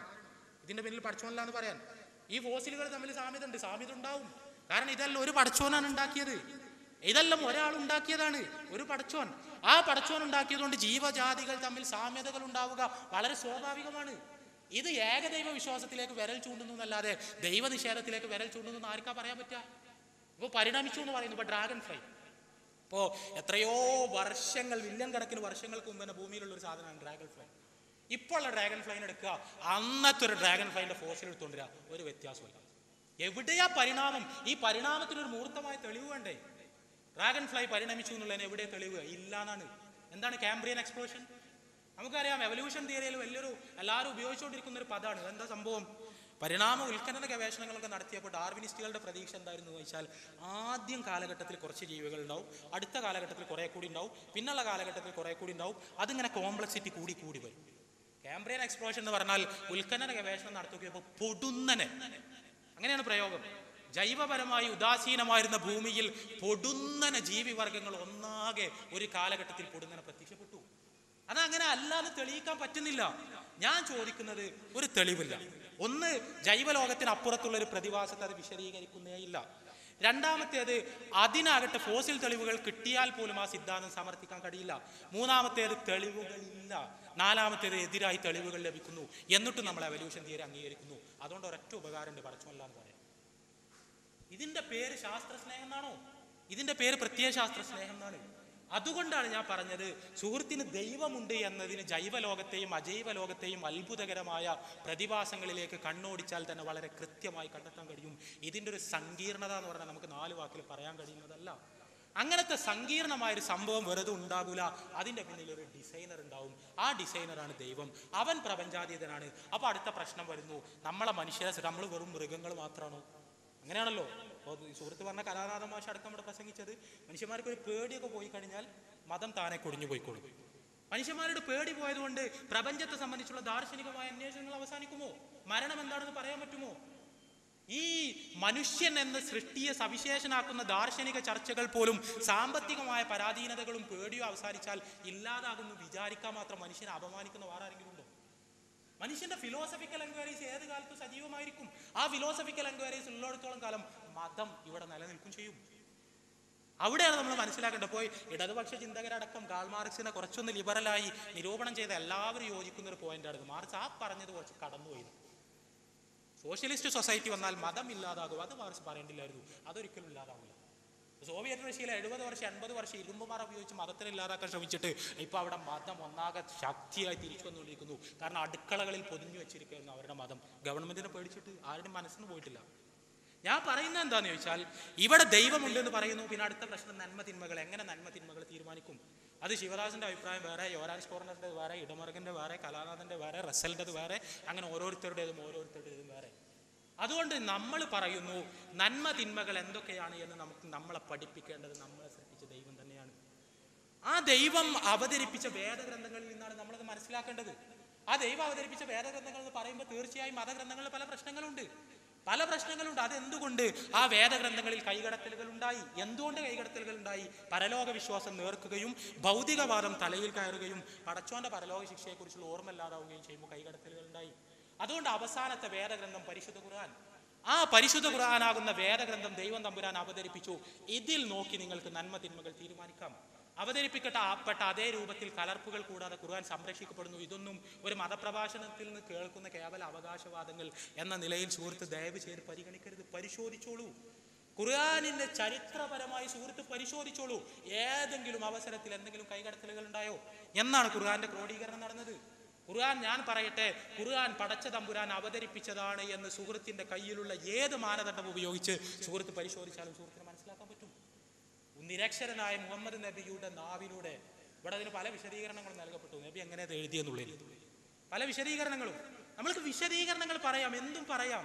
നബി അവിടെ ഒരു പണ്ഡിതനെ കണ്ടു, ഇവിടെ ഒരു പണ്ഡിതനെ കണ്ടു എന്നെല്ലാം നമുക്ക് പറയാം. പക്ഷെ അതിന് തെളിവ് വേണം. ചരിത്രം എന്ന് പറഞ്ഞാൽ നമ്മൾക്ക് വെറുതെ അങ്ങോട്ടും ഇങ്ങോട്ടും എറിഞ്ഞു കളിക്കാനുള്ള ഒരു സാധനമല്ല. ചരിത്രം രേഖപ്പെടുത്തപ്പെട്ട ഒരു സംഭവമാണ്. ആ രേഖപ്പെടുത്തപ്പെട്ട ചരിത്രത്തിൽ സംഭവിച്ച കാര്യങ്ങൾ തെളിവിന്റെ അടിസ്ഥാനത്തിൽ ഉദ്ധരിക്കുമ്പോൾ മാത്രമേ ഇതിന് സ്കോപ്പുള്ളൂ. സിദ്ധാന്തങ്ങൾ ആർക്കും ചമക്കാൻ പറ്റും. ഇവിടെ മുഹമ്മദ് നബി എന്ന മനുഷ്യൻ, നിരക്ഷരനായ 1400 വർഷങ്ങൾക്ക് മുമ്പ് ജീവിച്ച, അറബികൾക്കിടയിൽ ജീവിച്ച, യാതൊരുവിധ വിദ്യാഭ്യാസവും നേടിയിട്ടില്ലാത്തൊരു മനുഷ്യൻ, ആ മനുഷ്യന്റെ കയ്യിൽ ഖുർആൻ എന്ന് പറഞ്ഞൊരു വേദഗ്രന്ഥം കിട്ടുന്നു. കേരളത്തിലെ യുക്തിവാദികളോട് എനിക്ക് ചോദിക്കാനുള്ളത് ഒരൊറ്റ ചോദ്യം മാത്രമാണ്. ഈ ഖുർആൻ എന്താണ് എന്ന് വിശദീകരിച്ചത്. എന്താണ് ഈ സംഭവം? 1400 വർഷങ്ങൾക്ക് മുമ്പത്തെ മനുഷ്യന്റെ വൈജ്ഞാനിക നിലവാരം വെച്ച് പരിശുദ്ധ ഖുർആനിനെ പോലെ ഒരു ഗ്രന്ഥം എഴുതാൻ കഴിയും എന്ന് നിങ്ങൾക്ക് ആർക്കെങ്കിലും അഭിപ്രായമുണ്ടോ? വെറുതെ ചെറിയൊരു ഉദാഹരണം ഞാൻ പറഞ്ഞുതരാം. അപ്പൊ മനുഷ്യന്റെ ഭ്രൂണത്തിന്റെ പരിണാമ ദശകളെ കുറിച്ച് പരിശുദ്ധ ഖുർആൻ പറഞ്ഞിട്ടുണ്ട്. സുഹൃത്ത്, വളരെ അടിസ്ഥാനപരമായ പ്രശ്നത്തിലേക്കാണ് ശ്രദ്ധ ക്ഷണിച്ചത് എന്നുള്ളതുകൊണ്ടാണ് അല്പം വിശദമായി ഞാൻ പറയുന്നത്. ഭ്രൂണത്തിന്റെ പരിണാമ ദശകളെ കുറിച്ച് പരിശുദ്ധ ഖുർആൻ പറഞ്ഞിട്ടുള്ള ഘട്ടങ്ങൾ ഖുർആനിലെ 96-ാമത്തെ അധ്യായം സൂറത്തുൽ അലക്കിലും 23-ാമത്തെ അധ്യായം സൂറത്തുൽ മുഅ്മിനൂനിലും എല്ലാം വളരെ വിശദമായി നമുക്ക് കാണാൻ കഴിയും. അതിൽ ഭ്രൂണത്തിന്റെ പരിണാമ ദശകളെ കുറിച്ച് പരിശുദ്ധ ഖുർആൻ പറയുന്നത് ഭ്രൂണം ആദ്യം ഒരു അലക്ക, അതിനുശേഷം ഒരു മുതുകയായിരിക്കും, അതിനുശേഷം മാംസവും അസ്ഥിയും എല്ലാം വരും എന്ന് പരിശുദ്ധ ഖുർആൻ പറയുന്നു. ഇവിടെ അലക്ക എന്ന ഖുർആനിക പദത്തിന് അർത്ഥങ്ങൾ, ഒരർത്ഥം അട്ട, അള്ളിപ്പിടിക്കുന്ന അട്ട എന്ന അർത്ഥമാണ്. വേറൊന്നൊരു രക്തക്കട്ട എന്ന അർത്ഥമാണ്. ഇവിടെ നമ്മൾ പരിശോധിച്ച് നോക്കുക, ഈ ഗർഭസ്ഥ ശിശുവിന്റെ ഭ്രൂണത്തിന്റെ ആദ്യ ഘട്ടം നമ്മൾ പരിശോധിച്ച് നോക്കിയാൽ അതിൽ നമ്മൾക്ക് കാണാൻ പറ്റും ശരിക്കും ഒരു എക്സാക്ട് ഒരട്ട മാതാവിന്റെ ഉദരബുദ്ധിയിൽ രക്തം കുടിച്ചിങ്ങനെ തൂങ്ങി നിൽക്കുന്നത് പോലെ നമുക്ക് കാണാൻ കഴിയും. എന്നിട്ടോ രക്തക്കട്ട എന്ന് ഖുർആൻ പറഞ്ഞു. ആ സമയത്ത് ഈ ഭ്രൂണത്തിന്റെ ബ്ലഡ് വെസൽസ് കൂടെ ബ്ലഡ് സർക്കുലേറ്റ് ചെയ്യുന്നില്ല, അതവിടെ കട്ട പിടിച്ച് നിൽക്കുകയാണ്, ക്ലോട്ട് ചെയ്ത് നിൽക്കുകയാണ്. എത്ര കൃത്യമാണ് പ്രയോഗം. അതിനുശേഷം പരിശുദ്ധ ഖുർആൻ പറഞ്ഞത് അത് മുതുകയായി മാറുന്നു. മുതുക എന്ന് പറഞ്ഞാൽ ചവച്ചരച്ച മാംസമുണ്ടെന്നാണ്. ആ സമയത്തുള്ള ഇലക്ട്രോൺ മൈക്രോസ്കോപ്പ് ഉപയോഗിച്ച് അതിന്റെ ഫോട്ടോ എടുക്കുക, പരിശോധിച്ചാൽ നമുക്കറിയാം ഒരു മാംസ കഷ്ണം എടുത്ത് വായിലിട്ട് ചവച്ച് പുറത്തെടുത്താൽ നമ്മുടെ പല്ലിന്റെ പാട് അതിലുണ്ടാകുന്നത് പോലെ പരിശുദ്ധ ഖുർആൻ മുലുക എന്ന് പറഞ്ഞ ഈ അവസ്ഥയിൽ ഒരു പല്ലിന്റെ പാട് പോലും നമുക്ക് കാണാൻ കഴിയും, ശരിക്കും ചവച്ചരച്ച് തുപ്പിയതുപോലെ. എങ്ങനെ 1400 വർഷങ്ങൾക്ക് മുമ്പ് റസൂലുള്ളാഹി സ്വല്ലല്ലാഹി അലൈഹി വസല്ലമക്ക് ഇത് പറയാൻ കഴിഞ്ഞു എന്ന് പറയുമ്പോൾ പണ്ഡിതന്മാരുമായി ചർച്ച നടത്തി എന്നാണ് ഉത്തരം. പണ്ഡിതന്മാരുമായി ചർച്ച നടത്തി, ഓക്കെ, പണ്ഡിതന്മാരുമായി ചർച്ച നടത്തി. പണ്ഡിതന്മാർക്ക് അറിയുമോ? അന്നത്തെ പണ്ഡിതന്മാർക്ക് അറിയുമോ? ഇത് ഏത് പണ്ഡിതൻ അറിയും? എങ്ങനെ അറിയും? കാരണം കേരളത്തിലെ യുക്തിവാദികൾ ഒരിക്കലും മറുപടി പറഞ്ഞെന്ന് വെച്ചാൽ അതെല്ലാം നിഷ്പ്രയാസം കഴിയും. അത് മുഹമ്മദ് നബി ചെയ്തെന്താ വെച്ചാൽ കുറച്ച് ഗർഭിണികളെ വിളിച്ചുകൊണ്ടുവന്നു, ഒരാഴ്ച പ്രായം, 2 ആഴ്ച പ്രായം, 3, അങ്ങനെ കുഞ്ഞിന്റെ വ്യത്യസ്ത ഘട്ടങ്ങളിലുള്ള ഗർഭിണികളെ, എന്നിട്ടൊരു കത്തിയെടുത്ത് വയറിങ്ങനെ കുത്തി തുറന്നു, ഓരോ അവസ്ഥയിലുള്ള ഭ്രൂണത്തിന്റെ അവസ്ഥ ഇങ്ങനെ നോക്കി, എന്നിട്ട് ഖുർആനിൽ ഇങ്ങനെ എഴുതി. നമ്മളൊരു വാദത്തിന് വേണ്ടി പരിഹാസ്യമായ ഒരു ആർഗ്യുമെന്റ് നമ്മൾ എടുക്കുന്നു, മുഖവിലക്ക് എടുക്കുന്നു. എന്നാൽ കഴിയുമോ? ഗർഭിണികളുടെ വയറ് കുത്തി തുറന്നുകൊണ്ട് ഗർഭസ്ഥ ശിശുവിന്റെ ഭ്രൂണത്തിന്റെ ഈ അവസ്ഥയിലുള്ള പരിണാമം വിശദീകരിക്കാൻ കഴിയുമോ? ഇതെന്താണ് നമ്മൾ മനസ്സിലാക്കിയത്? ഇത് നേക്കഡ് ഐസ് കൊണ്ട് കാണാൻ കഴിയുന്ന ഒരു സംഭവമല്ല. സാധാരണ ഒപ്റ്റിക്കൽ മൈക്രോസ്കോപ്പ് കൊണ്ട് പോലും കാണാൻ കഴിയുന്ന കാര്യമല്ല. അതിശക്തമായ ഇലക്ട്രോൺ മൈക്രോസ്കോപ്പുകൾ കൊണ്ട് മാത്രം കാണാൻ കഴിയുന്ന അത്രയും സൂക്ഷ്മമായ അവസ്ഥകളെ കുറിച്ചാണ് പരിശുദ്ധ ഖുർആൻ സംസാരിക്കുന്നത്. ആരംഭ ദശയിലുള്ള ഘട്ടങ്ങളെ കുറിച്ച്. അന്ന് ഇലക്ട്രോൺ മൈക്രോസ്കോപ്പ് ഇല്ലാത്തതുകൊണ്ട് എത്ര വലിയ പണ്ഡിതനാണ് ഇത് പറയാൻ കഴിയുക? അമേരിക്കയിലെ എംബ്രിയോളജിസ്റ്റായ ഡോക്ടർ കീത്ത് മൂർ, അദ്ദേഹം പരിശുദ്ധ ഖുർആനിൽ ഈ വചനങ്ങളെ കുറിച്ച് അറിഞ്ഞ ശേഷം പറഞ്ഞ അദ്ദേഹമാണ് ഈ വിവരങ്ങൾ വിളിച്ചിട്ടുണ്ടെന്ന്. അത് ടൊറന്റോ യൂണിവേഴ്സിറ്റിയിൽ എംബ്രിയോളജിന്റെ പ്രൊഫസറാണ്, കാനഡയിലെ. അദ്ദേഹം ഈ ഡോക്ടർ കീത്ത് മൂർ പറഞ്ഞത് ഒരുപക്ഷെ ആധുനിക ശാസ്ത്രം ഈ ഘട്ടങ്ങൾ ഉപയോഗിക്കാൻ വേണ്ടി ഉപയോഗിച്ച പദങ്ങളെക്കാൾ കൃത്യമാണ് ഖുർആൻ ഉപയോഗിച്ച പദം. പക്ഷേ ഇംഗ്ലീഷിൽ അതിന് തത്തുല്യമായ പദങ്ങളില്ലാത്തത് കൊണ്ട് നമ്മൾ ഇതിലേക്ക് റിസോർട്ട് ചെയ്യുന്നു. ഞാൻ സൂചിപ്പിക്കുന്നത് പരിശുദ്ധ ഖുർആനിന് എങ്ങനെ 1400 വർഷങ്ങൾക്ക് മുമ്പ് ഇത് പറയാൻ കഴിഞ്ഞു? ഇതേപോലെ തന്നെ പരിശുദ്ധ ഖുർആനിൽ ശാസ്ത്രീയമായ ഒരബദ്ധം ചൂണ്ടിക്കാണിച്ചാൽ മതി. ഈ 1400 വർഷങ്ങൾക്കിടയിൽ ശാസ്ത്രരംഗത്ത് ഇത്ര വലിയ വിസ്ഫോടനങ്ങൾ ഉണ്ടായിട്ട് ഒരബദ്ധം പോലും ഖുർആനിൽ ചൂണ്ടിക്കാണിക്കാൻ കഴിയുന്നില്ല എന്ന് പറഞ്ഞാൽ 1400 വർഷങ്ങൾക്ക് മുമ്പ് പ്രപഞ്ചനാഥൻ അവതരിപ്പിച്ചതാണ് പരിശുദ്ധ ഖുർആൻ എന്നാണ് അതിന്റെ അർത്ഥം. ഇതേപോലെ തന്നെ വ്യത്യസ്ത കാലങ്ങളിൽ വ്യത്യസ്ത സാഹചര്യങ്ങളിൽ അവതരിപ്പിക്കപ്പെട്ട വചനങ്ങൾ, അവക്കിടയിൽ ഒരുവിധ വൈരുദ്ധ്യവും നമുക്ക് കാണാൻ കഴിയുന്നില്ല. ഖുർആൻ സമർപ്പിക്കുന്ന നിയമങ്ങൾ അതിൽ മാനവികതയ്ക്ക് വിരുദ്ധമായി യാതൊന്നുമില്ല, മനുഷ്യരെ നന്മയിലേക്ക് വഴി നടത്തുന്ന നിയമങ്ങൾ മാത്രം. ഇങ്ങനെ പ്രപഞ്ചത്തിലേക്ക് നിരീക്ഷിച്ച് പ്രപഞ്ചത്തിനൊരു സൃഷ്ടാവുണ്ടെന്നും ഖുർആനിനെ കുറിച്ച് പഠിച്ച് ഇത് പടച്ചോൻ അവതരിപ്പിച്ചതാണെന്ന് മനസ്സിലായാൽ മുഹമ്മദ് നബിയുടെ ജീവിതത്തിലേക്ക് നമ്മൾ വരിക. റസൂലുള്ളാഹിന്റെ ജീവിതം എവിടെ? ശിവദാസ് എന്നോടടക്കം എനിക്ക് പറയാനുള്ളത്, വളരെ സ്നേഹത്തോടു കൂടി പറയാനുള്ളത്, മുഹമ്മദ് നബിയുടെ ജീവിതം നിങ്ങൾ പഠിക്കണം എന്നാണ്. ഞാൻ നേരത്തെ പറഞ്ഞല്ലോ, സ്ഫടിക സമാനമായ ജീവിതം. ഞാൻ ചോദിക്കട്ടെ വളരെ വിനീതമായി, യുക്തിവാദികൾ എത്ര കാലമായി കേരളത്തിൽ പ്രസംഗിക്കാൻ തുടങ്ങിയിട്ട്? ഇവിടെ സദാചാരം വേണമെന്ന് പറഞ്ഞല്ലോ, നന്മ വേണമെന്ന് പറഞ്ഞല്ലോ, തിന്മകൾ വെടിയണമെന്ന് പറഞ്ഞല്ലോ. നന്മകൾ സ്വീകരിച്ച് തിന്മകൾ വെടിഞ്ഞ് പെർഫെക്റ്റ് ആയൊരു റോൾ മോഡലിനെ യുക്തിവാദി പ്രസ്ഥാനത്തിന് ലോകത്തിന് മുന്നിൽ സമർപ്പിക്കാൻ കഴിയും. നമ്മൾ വലിയ വലിയ ബുദ്ധിജീവികളായി ഓരോരുത്തരെ കൊണ്ടു നടക്കുന്നു എന്നുള്ളത് ശരി. റസലിനെ കുറിച്ച് ഞാൻ പറഞ്ഞു. എന്താണ് സാർത്രിന്റെ അവസ്ഥ? എന്താണ് മാർക്സിന്റെ അവസ്ഥ? എന്താണ് നമ്മൾ പറയുന്ന മിഷേൽ ഫൂക്കോയുടെ അവസ്ഥ? എന്താണ് നമ്മൾ പറയുന്ന ബ്രഹ്ത്തോൾഡ് ബ്രഹ്ത്തിന്റെ അവസ്ഥ? Soviet Union Stalin peace prize കൊടുത്ത് ആദരിച്ച കമ്മ്യൂണിസ്റ്റുകാരനാണ് ബ്രഹ്ത്ത്. വലിയ നാടകീർത്താണ്. ഈ ബ്രഹ്ത്തിന്റെ ജീവിതം നമ്മൾ പരിശോധിക്കുക. പോൾ ജോൺസൺ എഴുതിയ ഇന്റലക്ച്വൽസ് എന്ന് പറഞ്ഞ വലിയ വിവാദങ്ങൾ ഉണ്ടാക്കിയ ഒരു പുസ്തകമുണ്ട്. ആ പുസ്തകം ഒന്ന് വായിക്കണം നമ്മൾ. ആ പുസ്തകത്തിൽ ഈ ബുദ്ധിജീവികളുടെ മുഴുവൻ മൂടുപടങ്ങൾ കൃത്യമായി അടിഞ്ഞു വീഴുന്നു. അവരുടെ വ്യക്തി ജീവിതം എന്തുമാത്രം അധാർമികമായിരുന്നു എന്ന് മനസ്സിലാകുന്നു. പക്ഷെ നിങ്ങൾക്കറിയുമോ, 1400 വർഷങ്ങൾക്ക് മുമ്പ് പരമസാത്വികനായ പരമപരിശുദ്ധനായ, ഞാൻ പറയുന്നു ഒരു പുഴുക്കുത്തു പോലും ആരോപിക്കാൻ കഴിയാത്ത വിധം വിശുദ്ധമായ ജീവിതം. ആ ജീവിതത്തിൽ പുഴുക്കുത്തുകൾ ആരോപിക്കുന്നവരുണ്ടെന്നുള്ളത് ശരി.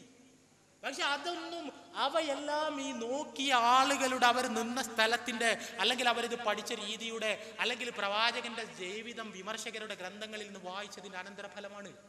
മുഹമ്മദ് റസൂലുള്ളാഹി സ്വല്ലല്ലാഹു അലൈഹി വസല്ലമയുടെ ജീവിതം ഞാൻ ചോദിക്കട്ടെ, കേരളത്തിൽ എത്ര സ്ഥലങ്ങളിൽ ഇച്ചോഫ്രൂത്ത് സംവാദങ്ങൾ നടത്തി നബിയുടെ വ്യക്തിത്വത്തെക്കുറിച്ച്? നബി വിമർശനങ്ങൾ ഇന്റർനെറ്റിൽ സുലഭമാണിപ്പോ. ഹദീസ് ഗ്രന്ഥങ്ങളും സീറാ ഗ്രന്ഥങ്ങളും പഠിച്ചിട്ട് പ്രവാചകന്റെ വ്യക്തിത്വത്തെ നിങ്ങൾക്ക് ആർക്കും ഒരുവിധ ആരോപണങ്ങൾ കൊണ്ടും തകർക്കാൻ കഴിയില്ല എന്ന് പറഞ്ഞിട്ട് നിച്ചോഫ്രൂത്ത് കേരളത്തിൽ എത്രയോ സ്ഥലങ്ങളിൽ തുറന്ന സംവാദങ്ങൾ നടത്തി. ഞാൻ ചോദിക്കട്ടെ, ഏതെങ്കിലും ഒരു യുക്തിവാദി നേതാവിന്റെ, ഒരു ബുദ്ധിജീവിയുടെ ജീവിതം ലോകത്തിന് മുന്നിൽ സമർപ്പിച്ചുകൊണ്ട് ഇത്തരത്തിലുള്ള സംവാദങ്ങൾ നടത്താൻ യുക്തിവാദി പ്രസ്ഥാനം ഒരുക്കമാണോ? സാധ്യമേ അല്ല. സ്റ്റാലിൻ, വലിയ നമ്മുടെ ചിത്ര ചുമരുകളിൽ തൂങ്ങുന്ന സ്റ്റാലിൻ, അദ്ദേഹത്തിന്റെ കയ്യിൽ എത്ര കോടിക്കണക്കിന് മനുഷ്യരുടെ രക്തക്കറയുണ്ട്, എത്ര കോടിക്കണക്കിന് മനുഷ്യരുടെ രക്തക്കറ. എന്നിട്ട് അയാളെ നമ്മൾ വലിയ ആളായിട്ട് കൊണ്ടു നടക്കുന്നു. ഒരു തെറ്റും ചെയ്യാത്ത പാപം റസൂലുള്ളാഹിനെ തെറി പറഞ്ഞു. ഇവിടെ എനിക്ക് എല്ലാവരോടും വളരെ വിനീതമായി സൂചിപ്പിക്കാനുള്ളത്, 1 പ്രപഞ്ചത്തിലേക്ക് കണ്ണോടിക്കണം, 2 ജൈവലോകത്തേക്ക് കണ്ണോടിക്കണം, 3 പരിശുദ്ധ ഖുർആൻ പഠിക്കണം, 4 മുഹമ്മദ് നബിയുടെ ജീവിതം പഠിക്കണം. അത് പഠിച്ചാൽ നമ്മൾ എവിടെ നിന്നാണ് വന്നത് എന്നും, എങ്ങോട്ടാണ് പോകുന്നത് എന്നും, എങ്ങനെയാണ് ഇവിടെ ജീവിക്കേണ്ടത് എന്നും, എന്താണ് നന്മ എന്നും നമുക്ക് എല്ലാവർക്കും മനസ്സിലാവും. മതത്തിന് യാതൊരു സംഭാവനയുമില്ല. മതമാകെ കൊല്ലലും ചാകലും. ആകെ ഒരു നന്മ പോലും മതം അവശേഷിപ്പിച്ചിട്ടില്ല എന്നാണ്. ആ കാര്യത്തിൽ ഒന്നുകൂടി മാന്യത പുലർത്തിയത് ഒരു പക്ഷേ നമ്മുടെ യുക്തിവാദി സംഘത്തിന്റെ ആദ്യകാലം മുതലുള്ള പ്രവർത്തകരാണ്. അതിൽ പ്രത്യക്ഷപ്പെട്ട മൗലവിമാരാണ് യഥാർത്ഥത്തിൽ ഈ രീതിയിലൊക്കെ സംസാരിച്ചത്. ഞാൻ പറഞ്ഞതെന്ന് വെച്ചാൽ, മതം ഒരു വിധത്തിലുള്ള നന്മയും ലോകത്തിന് സംഭാവന ചെയ്തിട്ടില്ല എന്ന് പറയുമ്പോൾ എന്താണ് നമ്മൾ അർത്ഥമാക്കുന്നത്? ഖുർആൻ ഒരാവർത്തിന് വായിക്ക്. ഖുർആനിലുള്ള ദീനാനുകമ്പയെക്കുറിച്ചുള്ള, കരുണയെക്കുറിച്ചുള്ള, സത്യത്തെക്കുറിച്ചുള്ള, സഹവർത്തിത്വത്തെക്കുറിച്ചുള്ള, സ്നേഹത്തെക്കുറിച്ചുള്ള, സമാധാനത്തെക്കുറിച്ചുള്ള പ്രവാചകന്റെ മൊഴിമുത്തുകൾ നമ്മൾ പരിശോധിക്കുക. ആ നന്മ ലോകത്തൊരു ഭൗതികവാദ ദർശനത്തിനും എവിടെയും കൾട്ടിവേറ്റ് ചെയ്യാൻ കഴിഞ്ഞിട്ടില്ല. കാരണം കഴിയൂല. എന്താണ് നന്മ എന്ന് നിർവചിക്കാൻ അവർക്ക് കഴിയില്ല. ഇവിടെ മതം പ്രത്യക്ഷമാകുന്നത് ഘോഷയാത്രകളും പൊങ്കാലകളും ഉണ്ടാവുമ്പോഴാണ് നാം പ്രസംഗിച്ചത്. പൊതുമണ്ഡലത്തിൽ പ്രത്യക്ഷപ്പെടുന്നത് അല്ല. ഒരാൾ നിങ്ങളോട് ചിരിക്കുമ്പോൾ, നിങ്ങളുടെ കൈ പിടിക്കുമ്പോൾ, നിങ്ങൾക്ക് സഹായം തരുമ്പോൾ, ദാനധർമ്മങ്ങൾ ചെയ്യുമ്പോൾ, ജീവകാരുണ്യ പ്രവർത്തനങ്ങൾ നടത്തുമ്പോൾ മതമാണ് പ്രത്യക്ഷപ്പെടുന്നത്, അതല്ലാതെ മറ്റൊന്നുമല്ല. ഒരു യുക്തിവാദി നന്മ ചെയ്യുമ്പോൾ പോലും അയാളുടെ മനസ്സിൻ്റെ ഉള്ളിൽ ഉറങ്ങിക്കിടക്കുന്ന മതമാണ് ഉണരുന്നത്, അല്ലാതെ ഭൗതികവാദമല്ല എന്നതാണ് സത്യം. പിന്നെ ഇസ്ലാമിനെ മാത്രമല്ല വിമർശിക്കാറുള്ളത്, മറ്റെല്ലാ മതങ്ങളെയും വിമർശിക്കാറുണ്ട്. ശരിയാണ്, ഇസ്ലാമിനെ മാത്രം വിമർശിക്കുന്നവരുണ്ട്, അതൊരു തൊഴിലായിട്ട് ഏറ്റെടുത്തവരുണ്ട്. കാരണം ഞാൻ ഒരു കമ്മ്യൂണിറ്റിയുടെ ഭാഗമല്ല എന്ന് തെളിയിക്കാൻ വേണ്ടി അങ്ങനെ നിരന്തരം ചെയ്തുകൊണ്ടിരിക്കുന്നവരുണ്ട്, അങ്ങനെയുണ്ട്. പക്ഷെ ഇവിടെ പ്രസംഗിച്ച ആളുകൾ, ആ വിഭാഗം യുക്തിവാദികൾ, തീർച്ചയായും അവരെല്ലാ മതങ്ങളെയും വിമർശിക്കുന്നവരാണ്. ഞാൻ അതിന്, ഈ വിമർശകരിൽ ആരിലും എന്തെങ്കിലും തരത്തിലുള്ള വർഗീയത ഞാൻ ആരോപിച്ചിട്ടില്ല. അവരെ ആരെയും ഞാൻ വ്യക്തിഹത്യ നടത്തിയിട്ടില്ല. അവർക്ക് എന്തെങ്കിലും പക്ഷപാതം ഉണ്ടെന്ന് പറഞ്ഞിട്ടില്ല, ഒന്നും പറഞ്ഞിട്ടില്ല. അവർ സമർപ്പിച്ച ആശയങ്ങൾ ആശയപരമായി നിരൂപണം ചെയ്യുക മാത്രമാണ് ഞാൻ ചെയ്തത്. ആ ഒരു സെൻസിൽ തന്നെ അത് എടുക്കണം എന്നാണ് സുഹൃത്തിനോട് അപേക്ഷിക്കാനുള്ളത്. ഒരു ചോദ്യം. അസ്സലാമു അലൈക്കും. എൻ്റെ പേര് അലി, പന്തരങ്ങാടി സ്വദേശിയാണ്. എൻ്റെ പേരെന്താണ്? അലി, പന്തരങ്ങ. ഞാൻ എൻ്റെ സുഹൃത്ത് ശിവദാസനല്ല പേര് പറഞ്ഞ്, അദ്ദേഹത്തിൻ്റെ ചോദ്യത്തിൽ അദ്ദേഹം ആദ്യം ഒരു പ്രസ്താവന നടത്തി. കലാനാഥൻ മാഷ് ജീവിതത്തിൽ ഇതുവരെ ഒരു കളവും നടത്തിയിട്ടില്ല, യുക്തിവാദികളാരും കളവ് പ്രോത്സാഹിപ്പിക്കുന്നില്ല, അദ്ദേഹത്തിൻ്റെ ജീവിതത്തിൽ സഹപാഠിയുടെ കൈ പോലും പിടിച്ചിട്ടില്ല, ഈ രീതിയിൽ പവിത്രമാണ് യുക്തിവാദികൾ എന്ന് പ്രസ്താവിച്ചു. എൻ്റെ ചെറിയ ചോദ്യം, യുക്തിവാദിയുടെ സാമൂഹ്യ വീക്ഷണം Ettumanoor Gopal, parliamentary democratic Prague മുതലാളിത്ത പാരമ്പര്യവും ലിബറൽ ക്യാപിറ്റലിസ്റ്റ് സമ്പദ് വ്യവസ്ഥയിൽ നിലവിലുള്ള ഇന്ത്യയിൽ യുക്തിവാദിയുടെ സാമൂഹ്യ വീക്ഷണം എന്തായിരിക്കണം എന്നതിനെപ്പറ്റി ഒരു ചിന്ത. യുക്തിവാദി പ്രചരണം ഒരു തൃശ്ശൂർ പ്രസിദ്ധീകരിച്ചത്. ഇതൊരു ഖണ്ഡിക. ഇവിടെ സങ്കീർണമായ സാമൂഹ്യ പ്രശ്നങ്ങളുടെ ഫലപ്രദമായി പ്രതികരിക്കാൻ കഴിയാത്ത യുക്തിവാദികൾ വില കുറഞ്ഞ വിലക്കുകൾ ഏർപ്പെടുത്താൻ ശ്രമിക്കുന്നത് വിചിത്രമാണ്. യുക്തിവാദികൾ അത് ചെയ്യരുത്, ഇത് ചെയ്യരുത് എന്നൊക്കെ ചിലർ ക്ഷണിക്കുന്നു. യുക്തിവാദി പുകവലിക്കരുത്, മദ്യപിക്കരുത് എന്നൊക്കെയാണ് വാദിക്കുന്നത്. യുക്തിവാദികൾ പാൻസ് ഇടാമോ, പാല് കുടിക്കാമോ എന്നും മറ്റും ചിലർ ചോദിക്കുന്നത് കേട്ടിട്ടുണ്ട്. വ്യക്തിപരമായ ഇത്തരം നിസ്സാര കാര്യങ്ങൾക്ക് പരമപ്രാധാന്യം കൽപ്പിക്കാൻ ശ്രമിക്കുന്നത് കൊണ്ട് സാരമായ പല സംഗതികളും യുക്തിവാദിയുടെ ശ്രദ്ധയിൽ ഏർപ്പെടുന്നില്ല. മദ്യപിക്കരുത്, മോഷ്ടിക്കരുത്, വ്യഭിചരിക്കരുത്. ശ്രദ്ധിക്കുക, മദ്യപിക്കരുത്, മോഷ്ടിക്കരുത്, വ്യഭിചരിക്കരുത് തുടങ്ങിയ അരുതുകൾ മതപരമായ വിലക്കുകളാണ്. മതപരമായ അത്തരം വിലക്കുകൾ മതാനുകളെ ഉദ്ദേശിച്ചുണ്ടാക്കിയിട്ടുള്ളതാണ്. അരുതുകളുടെ അതിരു ലംഘിക്കുമ്പോൾ സ്വർഗരാജ്യം നഷ്ടപ്പെടുമെന്ന് മാത്രമല്ല, നല്ല ശിക്ഷയും ലഭിക്കും. മരണാനന്തര ജീവിതം സുഖമായിരിക്കുവാൻ ഇത്തരം ചില പ്രവർത്തനങ്ങൾ അനുഷ്ഠിക്കണമെന്ന് മതങ്ങൾ പഠിപ്പിക്കുന്നത്. ഭൗതിക ജീവിതം മാത്രമേ ഉള്ളൂ എന്ന് കരുതുന്ന യുക്തിവാദികളും അതൊക്കെ അനുസരിക്കണമെന്ന് പറഞ്ഞാൽ അങ്ങനെ ചെയ്യാൻ പലർക്കും കഴിഞ്ഞെന്ന് വരില്ല. യുക്തിവാദിയുടെ ധാർമ്മികതയാണിത്. ഇത് കഴിഞ്ഞില്ല. കേരളത്തിൽ 30 കൊല്ലമായിട്ട് ഒരൊറ്റ ലക്കം പോലും മുടങ്ങാതെ പ്രസിദ്ധീകരിക്കുന്നു.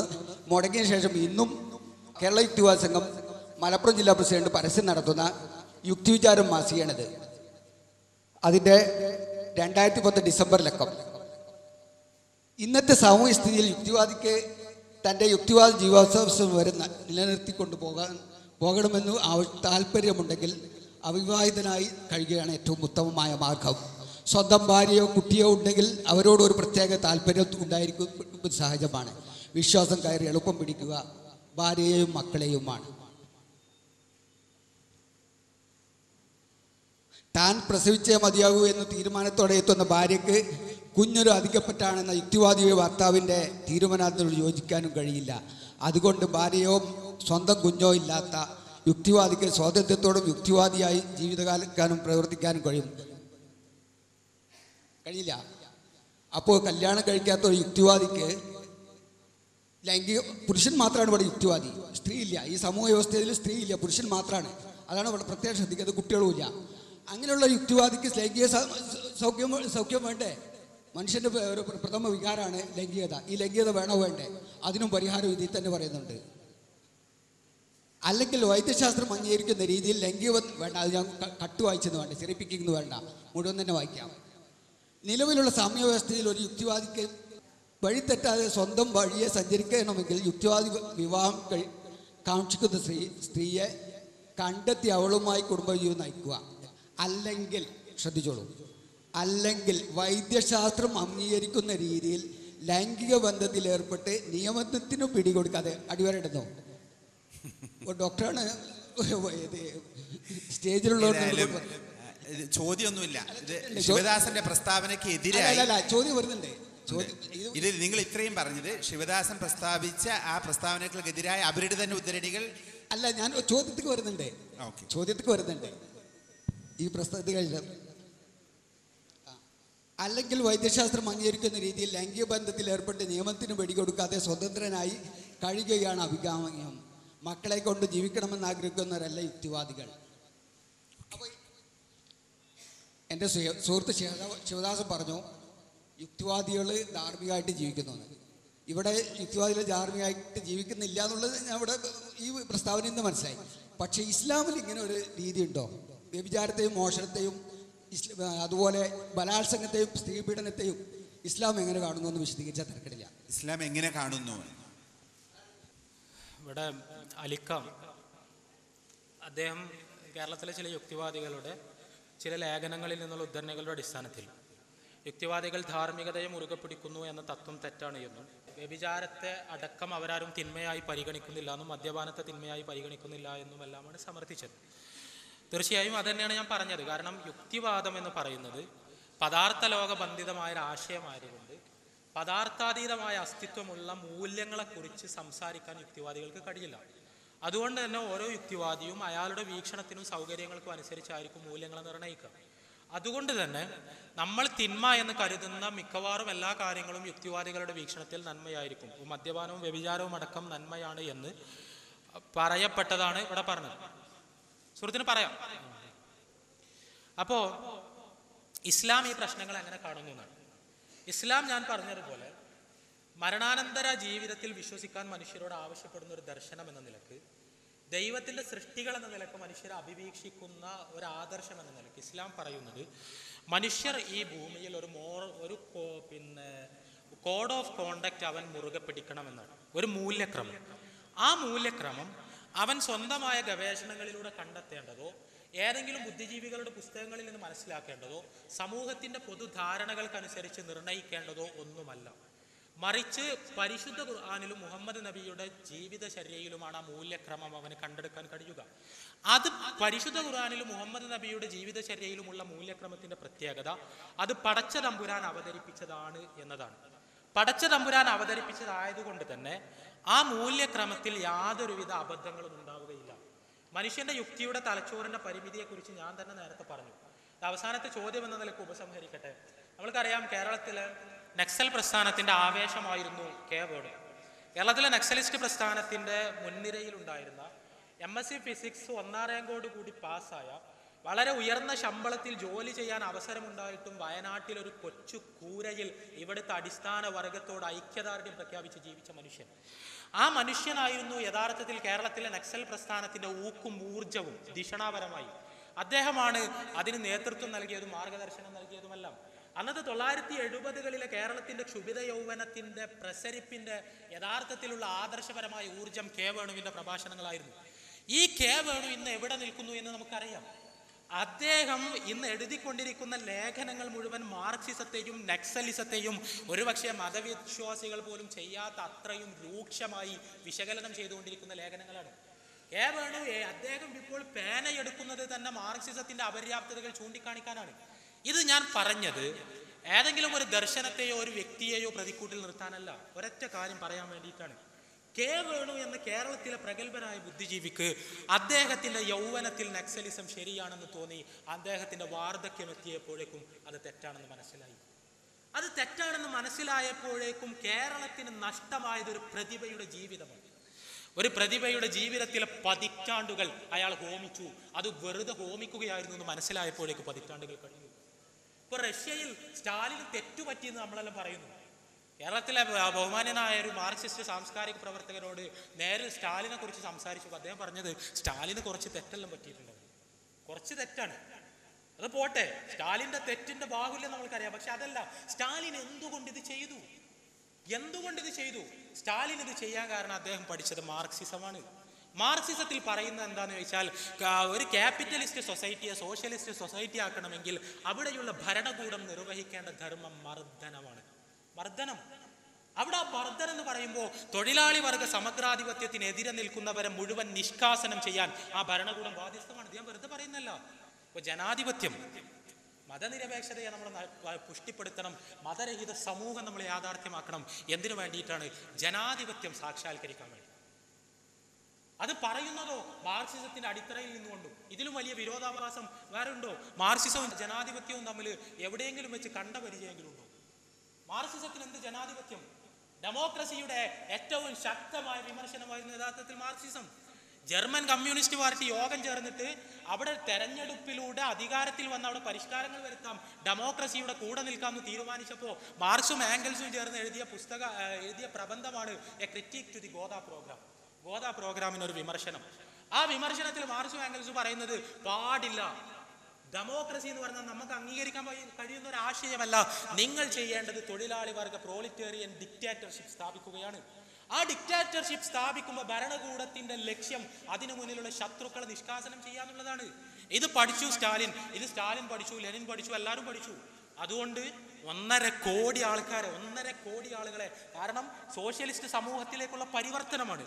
മാർക്സ് പറഞ്ഞത് അതിന് ചില ഏജൻസ് വേണം ആ പരിവർത്തനം നടക്കണമെങ്കിൽ. ആ ഏജൻസ് ആയിരുന്നു സ്റ്റാലിനും ലെനിനും എല്ലാം. ആ പരിവർത്തനം നടക്കാൻ വേണ്ടി അവർ ഫോഴ്സ് ഉപയോഗിച്ചു. ഇത്രയും ആളുകളെ കൊന്നത് കർഷകരെയാണ്, അടിസ്ഥാന വർഗത്തെയാണ്. ഈ കൊന്ന ആളുകളുടെ ഗോതമ്പ് പാടങ്ങളിലേക്ക് കടന്നു ചെന്നുകൊണ്ട് അവരുടെ ഗോതമ്പ് പിടിച്ചു വാങ്ങി, എന്നിട്ട് അവരെ പട്ടിണിക്കിട്ട് കൊന്നു. കുറെ ആളുകളെ സൈബീരിയയിലേക്ക് നാട് കടത്തി, കുറെ മനുഷ്യരെ ജയിലിൽ കൊണ്ടുപോയി തൂക്കിച്ചു കൊന്നു, പലരെയും വെടിവെച്ചു കൊന്നു. അങ്ങനെ പല രീതിയിലും. ഇതെല്ലാം പെരിസ്ട്രോയ്ക്കയും ഗ്ലാസ്നോസ്റ്റും വന്ന ശേഷം പുറത്തു വന്ന വിവരങ്ങളാണ്. ഈ ഒരു പ്രത്യയശാസ്ത്രത്തിന്റെ അടിത്തറയിൽ നിന്നുകൊണ്ടാണ് സ്റ്റാലിൻ ഈ പ്രവർത്തനങ്ങൾ ചെയ്തത്. എന്നിട്ട് നമ്മളിപ്പോൾ പറയുന്നു സ്റ്റാലിന് പറ്റി. പക്ഷെ സ്റ്റാലിന്റെ തെറ്റിന് ലോകം കൊടുത്ത വില എന്താണ്? അതാണ് വിഷയം. 1.5 കോടി പച്ച മനുഷ്യരുടെ ജീവൻ, 1.5 കോടി പച്ച മനുഷ്യരുടെ ജീവൻ എന്ത് പ്രായശ്ചിത്തം കൊണ്ടാണ് ഈ പാപം പരിഹൃതമാകുക? പാപം എന്ന് പറഞ്ഞതിൽ യുക്തിവാദം വല്ലാതെ തലക്ക് പിടിച്ചവരുണ്ടെങ്കിൽ ക്ഷമിക്കണം. കാരണം യുക്തിവാദിക്ക് പാപമല്ല, അങ്ങനത്തെ യാതൊരു സങ്കല്പമല്ല, അതെല്ലാം മതപരമായ സങ്കല്പമാണ്. പക്ഷെ ഈ തെറ്റിന് എന്താണ് ഒരു പ്രായശ്ചിത്തം? ഒരു ഭൗതികവാദിക്ക് വേണമെങ്കിൽ അതിലൊരു തെറ്റുമില്ല എന്ന് പറയാം, പക്ഷെ നന്മയുള്ള മനുഷ്യർക്ക് അത് പറയാൻ കഴിയില്ല. ഞാൻ പറയുന്നത് ഈ തെറ്റ് സംഭവിച്ചത് എന്തുകൊണ്ട്? നമ്മൾ പറയുന്നു തെറ്റും ശരിയല്ല, നമ്മൾക്ക് തീരുമാനിച്ചാൽ മതി. നമ്മൾ തീരുമാനിച്ചാലുള്ള പ്രശ്നം, ആ തെറ്റും ശരിയും നമ്മൾ തീരുമാനിക്കുമ്പോൾ സ്വാഭാവികമായ അബദ്ധങ്ങൾ സംഭവിക്കും. ആ അബദ്ധങ്ങൾക്ക് വലിയ വലിയ വിലകൾ നമ്മൾ കൊടുക്കേണ്ടി വരും. ഇവിടെ സുഹൃത്തെന്നെ പറഞ്ഞല്ലോ, ശാസ്ത്രം ഒരു കാര്യം കണ്ടെത്തും, അതുവരെ നമ്മൾ അതാണ് നന്മ എന്ന് വിചാരിക്കും. കുറെ കൂടി കഴിയുമ്പോൾ ചിലപ്പോൾ നമ്മൾ തിരുത്തേണ്ടി വരും. തിരുത്തും, പക്ഷെ തിരുത്തുമ്പോഴേക്ക് കാലം ഒരുപാട് കഴിഞ്ഞു പോയിട്ടുണ്ടാവും, ലോകം ഒരുപാട് അനുഭവിച്ചിട്ടുണ്ടാകും. അതുകൊണ്ട് ധർമാധർമ്മങ്ങളെ വ്യവച്ഛേദിക്കാൻ നമ്മുടെ തലച്ചോറിനെയോ ഈ രീതിയിലുള്ള സിദ്ധാന്തങ്ങളെയോ ബുദ്ധിജീവികളുടെ പുസ്തകങ്ങളെയോ ആശ്രയിച്ചുകൂടാ, പരിശുദ്ധ ഖുർആനെയും തിരുസുന്നത്തിനെയും ആശ്രയിക്കണം. കാരണം അവ ദൈവികമാണ്, തെറ്റുപറ്റാത്ത സ്രോതസ്സുകളാണ്. ആ തെറ്റുപറ്റാത്ത സ്രോതസ്സുകൾ ഇവിടെ പറയപ്പെട്ട വിഷയങ്ങളിലെല്ലാം കർക്കശമായി വിധികൾ പ്രസ്താവിച്ചിട്ടുണ്ട്. മോഷണമായാലും വ്യഭിചാരമായാലും മദ്യപാനമായാലും കൊലപാതകമായാലും എല്ലാം അവയെല്ലാം കൊടും പാതകങ്ങളാണ് എന്ന് പരിശുദ്ധ ഖുർആൻ മുഹമ്മദ് നബിയും പഠിപ്പിച്ചിരിക്കുന്നു. അതുകൊണ്ട് ഏത് കാലത്ത്, ഏത് ലോകത്ത്, ഏത് സാഹചര്യത്തിൽ ജീവിക്കുന്ന മുസ്ലിമും ആ തിന്മകളിൽ നിന്ന് ഒഴിഞ്ഞു നിൽക്കാൻ ബാധ്യസ്ഥനാണ്. ഇതാണ് ഈ വിഷയത്തിൽ അടിസ്ഥാനപരമായി സൂചിപ്പിക്കാനുള്ളത്. എൻ്റെ പേര് അബ്ദുൽ വഹാബ്. ചോദിക്കുന്നതിന് മുമ്പ് ഈ കാര്യത്തെ ഒന്ന് വിശദീകരിക്കണം. ഒരു ചോദ്യം മാത്രമേ ചോദിക്കുന്നുള്ളൂ, ഒരു അഭിപ്രായവും പറയുന്നില്ല. ഇപ്പോൾ നമ്മുടെ നാടുകളിലൊക്കെ തന്നെ ഇപ്പോൾ ഈ മുടിയുമായിട്ട് ബന്ധപ്പെട്ടിട്ട് ഒരു പ്രശ്നം നടന്നുകൊണ്ടിരിക്കുകയാണ്. അതായത് അത് വാണിജ്യവൽക്കരിക്കാൻ വേണ്ടിയിട്ടുള്ള ഒരു കൂട്ടം വിഭാഗം ആളുകൾ അതിനുവേണ്ടി പ്രവർത്തിക്കുകയും അതിനെതിരെ മുജാഹിദ് ജമാഅത്ത് വിഭാഗങ്ങളിൽ നിന്ന് അതിനെതിരായ പ്രസംഗങ്ങൾ നടന്നുകൊണ്ടിരിക്കുകയാണ്. അത് പിന്നെ സാമ്പത്തികമായ ആവശ്യങ്ങൾക്കാകുകയില്ല, ഒരുപക്ഷെ ഉപജീവനമാവുകയില്ല, ഒരുപക്ഷെ അത് പിന്നെ സേവനമായിരിക്കാം. അപ്പോൾ ഇത് രണ്ടും കണ്ടിട്ട് മറ്റു മതസ്ഥരായ ആളുകൾ ഇത് കണ്ട് കൊഞ്ഞനം കാണിക്കുകയാണ്. അപ്പോൾ ഇവിടെ ഈ അവസരത്തിൽ ഇവിടെ യുക്തിവാദികൾ ഈ മതത്തെയും ആചാരങ്ങളെയും ഒക്കെ വിമർശിക്കുന്ന ഈ അവസരത്തിൽ യഥാർത്ഥത്തിൽ അവർ ചെയ്യുന്നതല്ലേ യഥാർത്ഥത്തിൽ ശരി? അവരല്ലേ യഥാർത്ഥത്തിൽ ശ്രേഷ്ഠർ?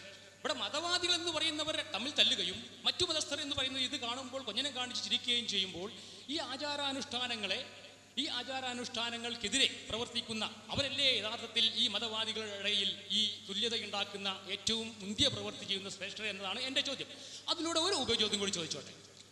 ഈ കാര്യം തന്നെ ഒറ്റ ചോദ്യം, ഇതന്നെ ഈ ചോദ്യം ഒന്ന് ആവർത്തിക്കണം. ഈ ഒറ്റ ചോദ്യം, നിങ്ങളുടെ ചോദ്യം ഒന്ന് ഞാൻ ആവർത്തിക്കാം, അല്ലെങ്കിൽ അത് മറന്നുപോകും. മുടി പ്രസ്ഥാനത്തിനെതിരെ വിമർശിക്കുന്നതും പ്രകടനങ്ങൾ നടത്തുന്നതും സംസാരിക്കുന്നതുമെല്ലാം യുക്തിവാദികളാണ്. അതുകൊണ്ട് അവരെ നമ്മൾ അംഗീകരിക്കണം, പ്രശംസിക്കണം എന്നുള്ളതാണ്. അതല്ലേ ശരി എന്നുള്ളതാണ് നിങ്ങൾ ഒന്നാമത്തെ ചോദ്യം. അല്ല, എന്റെ ചോദ്യം അതല്ല. ഇത് ഈ രണ്ട് വിഭാഗം ആളുകൾ അല്ലെങ്കിൽ ഈ വിഭാഗത്തിനെതിരെ മുസ്ലിങ്ങളിലെ ബഹുഭൂരിപക്ഷം വിഭാഗവും എതിർക്കുമ്പോൾ മറ്റു മതസ്ഥരായ ആളുകൾ ഇത് കണ്ട് കൊഞ്ഞനം കാണിക്കുകയാണ്, അല്ലെങ്കിൽ പരിഹസിക്കുകയാണ്. ഈ അവസരത്തിൽ മതാചാരങ്ങളും ചടങ്ങുകളും പാടില്ലെന്ന് പറഞ്ഞ് ഈ സമൂഹത്തിന്റെ ഈ പ്രയാസങ്ങളിൽ നിന്നും അവരെ മാറ്റി നിർത്തുന്ന യഥാർത്ഥത്തിൽ മുഹമ്മദ് നബിയൊക്കെ ചെയ്ത പണിയല്ലേ യഥാർത്ഥത്തിൽ യുക്തിവാദികൾ ചെയ്യുന്നത്? അവരോട് നമുക്ക് ഇടയേണ്ടതുണ്ടോ? ഉപചോദ്യം ചോദിച്ചോളൂ, അത് ഒന്നിച്ച് അവസാനിപ്പിക്കാം. ഉപചോദ്യം ചോദിക്കാനുള്ളത് മുഹമ്മദ് നബിയും ഖുർആനും പറഞ്ഞത് ഈ ആചാരാനുഷ്ഠാനങ്ങൾക്ക് വിരുദ്ധമാണെന്ന ഈ കാര്യമാണ്. അതായത് ഖുർആനിൽ പരക്കെ പറഞ്ഞ ഒരു കാര്യം ഈ മൗലവിമാർക്കും ഈ ഇരിക്കുന്ന ശ്രോതാക്കൾക്കും മുഴുവനും അറിയാം. കാരണം എൻ്റെ ഈ ശബ്ദം റെക്കോർഡ് ചെയ്യപ്പെട്ടുകൊണ്ടിരിക്കുകയാണ്. അതായത് ഖുർആൻ മൊത്തത്തിൽ പറഞ്ഞത് നിങ്ങൾ ചിന്തിക്കുന്നില്ലേ, മനസ്സിലാക്കുന്നില്ലേ എന്നാണ്. വളരെ വിശദമായി ഈ കാര്യങ്ങൾ ഒരു പ്രാവശ്യമല്ല പല പ്രാവശ്യവും. എന്തിനധികം പറയണം, മൃഗങ്ങളെ പോലെയാണ് ചിന്തിക്കാത്തവരെന്നും അവർ മ്ലേച്ഛരാണെന്നും മൃഗങ്ങളെപ്പാൽ വഴിവെച്ചവരാണെന്നും അല്ലൽ എന്ന് പറഞ്ഞിട്ട് അങ്ങനെ ഒരുപാട് പറഞ്ഞ കാര്യങ്ങൾ ഈ കാര്യങ്ങളെ കുറിച്ച് വിശദീകരിക്കുന്നില്ല. കാരണം ഇവിടെയുള്ള അധിക ആളുകൾക്ക് ഈ സത്യം പറയാം, ചിന്തയെ പ്രോത്സാഹിപ്പിക്കുന്ന. അപ്പോൾ ഇങ്ങനെ ചിന്തിക്കാൻ പറയുകയും നിങ്ങൾ ആകാശങ്ങളിലേക്ക് നോക്കൂ, പർവ്വതങ്ങളിലേക്ക് നോക്കൂ എന്ന് പറഞ്ഞ് ചിന്തയെ പ്രോത്സാഹിപ്പിക്കുകയും ചെയ്ത ഈ മതത്തിന്റെ അനുയായികൾ ഈ മതത്തിന്റെ ഈ പ്രധാന ഗ്രന്ഥത്തിന്റെ ഇതെന്ന് പറയുന്ന അതായത് ഹദീസിൽ തന്നെ പറയുകയാണ്. മുഹമ്മദ് നബിയോട് ഒരിക്കൽ ചോദിക്കുകയാണ് സഹാബി, ഞാൻ നമസ്കരിക്കാത്തവനും നോമ്പ് നോൽക്കാത്തവനും സ്വർഗത്തിൽ കടക്കുമോ എന്ന് ചോദിച്ചപ്പോൾ അതേ സ്വർഗത്തിൽ കടക്കുമെന്ന് പറഞ്ഞ് ഈ ആചാരാനുഷ്ഠാനങ്ങളെ തള്ളിപ്പറയുന്ന ഈ പ്രവൃത്തി മുഹമ്മദ് നബിയും പിന്നീട് വന്ന ഈ ആളുകളെ ഇതിൽ നിന്ന് മുക്തരാക്കാൻ വേണ്ടി ചെയ്തിട്ടുണ്ട് എന്നത് വളരെ വ്യക്തമായിരിക്കെ യുക്തിവാദികൾ ഈ വക പ്രസ്ഥാനങ്ങളുമായി മുന്നോട്ട് പോകുമ്പോൾ അവർക്കെതിരെ നാം പടയെടുക്കേണ്ടതുണ്ടോ? ഒരു മുൻവിധിയോടുകൂടി അവർ പരിപാടി നടത്തുന്ന സമയത്ത് തന്നെ ഈ പോസ്റ്റർ വിതരണം ചെയ്യുകയും ഇപ്പോൾ ഇവർക്ക് മൈക്ക് അനുവദിച്ചു കൊടുക്കാതിരിക്കുകയും ചെയ്യുന്ന ഈ ഏകാധിപത്യ പ്രവണത അവസാനിപ്പിക്കുന്നതല്ലേ പ്രസ്ഥാനത്തിന് നല്ലതെന്നും, മാത്രമല്ല മുഹമ്മദ് നബിയെ ഇവിടെ യുക്തിവാദികളെ ആരും എങ്ങനെയും വിമർശിക്കാം, ആരും കൈവെട്ടാനോ കാലുവെട്ടാനോ പോകുന്നില്ല എന്ന് മാത്രമല്ല, ഇന്ന് പല അറബ് രാജ്യങ്ങളും ഇനി നിർത്തൂ, ചോദ്യമില്ലെങ്കിൽ ഉത്തരം പറയും. എന്താണെന്ന് വെച്ചാൽ ബഹുമാനനായ ജ്യേഷ്ഠ സഹോദരൻ ആരായാലും നമ്മളെ അഭിപ്രായങ്ങളെല്ലാം കൂടി പറഞ്ഞ് ആത്മസായുജ്യം അടയാൻ നിന്നാൽ ഇങ്ങനത്തെ ഒരു പ്രോഗ്രാം മുന്നോട്ട് പോകില്ല. ഒരു പ്രോഗ്രാമിന്റെ പരിമിതിയാണ്, അതൊരു ഏകാധിപത്യമല്ല. ഇവിടെ എന്താ വെച്ചാൽ എത്ര ജനാധിപത്യപരമായിട്ടാണ് എത്ര ആൾക്കാർ ചോദ്യം ചോദിച്ചു, അതിന് ഉത്തരം പറഞ്ഞു, അടുത്ത ആൾ ചോദ്യം ചോദിച്ചു, ഉപചോദ്യം ചോദിച്ചു, ഒരു പ്രശ്നം ഉണ്ടായിട്ടില്ല. ഇവിടെ നമ്മളെല്ലാം കൂടി പറഞ്ഞൊരു ഏകാധിപത്യ പ്രതീതി സൃഷ്ടിച്ചിട്ട് ഇവരെല്ലാം അതാണല്ലോ മതക്കാർ എന്ന് പറഞ്ഞാൽ ഭയങ്കര അസഹിഷ്ണുതയുള്ളവരും ഭയങ്കര ഏകാധിപതികളും ചോദ്യങ്ങൾ അനുവദിക്കാത്തവരും സംശയങ്ങൾ അനുവദിക്കാത്തവരും, അതാണല്ലോ നമ്മൾ ഉണ്ടാക്കിയെടുത്തൊരു ഇംപ്രഷൻ. ഞാൻ ചോദിക്കട്ടെ, ഇത്ര സമയം കൊടുത്ത് ഈ രീതിയിലുള്ള ചോദ്യോത്തര പരിപാടികൾ കേരളത്തിൽ സംഘടിപ്പിക്കുന്നതിന് യഥാർത്ഥത്തിൽ ഇച്ച് ഓഫ് ട്രൂത്തും ഇതുപോലുള്ള പ്രബോധക കൂട്ടായ്മകളുമാണ്. ഇസ്ലാമിന്റെ അനുയായികളുടെ ആർജവത്തോടുകൂടി എണീറ്റുന്നു ചോദിച്ചോ, എത്ര വേണമെങ്കിലും ചോദിച്ചോ എന്ന് പറഞ്ഞാൽ മൈക്ക് കൊടുക്കുന്നത്. പക്ഷേ ഇവിടെ പ്രസംഗിക്കുന്ന ആളെ പോലെ തന്നെ ചോദ്യം ചോദിക്കുന്ന ആളും പ്രസംഗിക്കാൻ നല്ലൊരു പരിപാടിയിലാണ് നടക്കില്ല, വ്യക്തിപരമായ സംഭാഷണങ്ങളെ നടക്കുള്ളൂ. അതിൻ്റെ ഒരു സെറ്റപ്പിന്റെ പരിമിതിയാണ്. അതിനെ ദയവേദി ഏകാധിപത്യം എന്ന് വിളിക്കരുത്. ഏകാധിപത്യം എവിടെയാണ് ഉള്ളത് എന്ന് ഞാൻ നേരത്തെ പറഞ്ഞു കഴിഞ്ഞിട്ടുണ്ട്.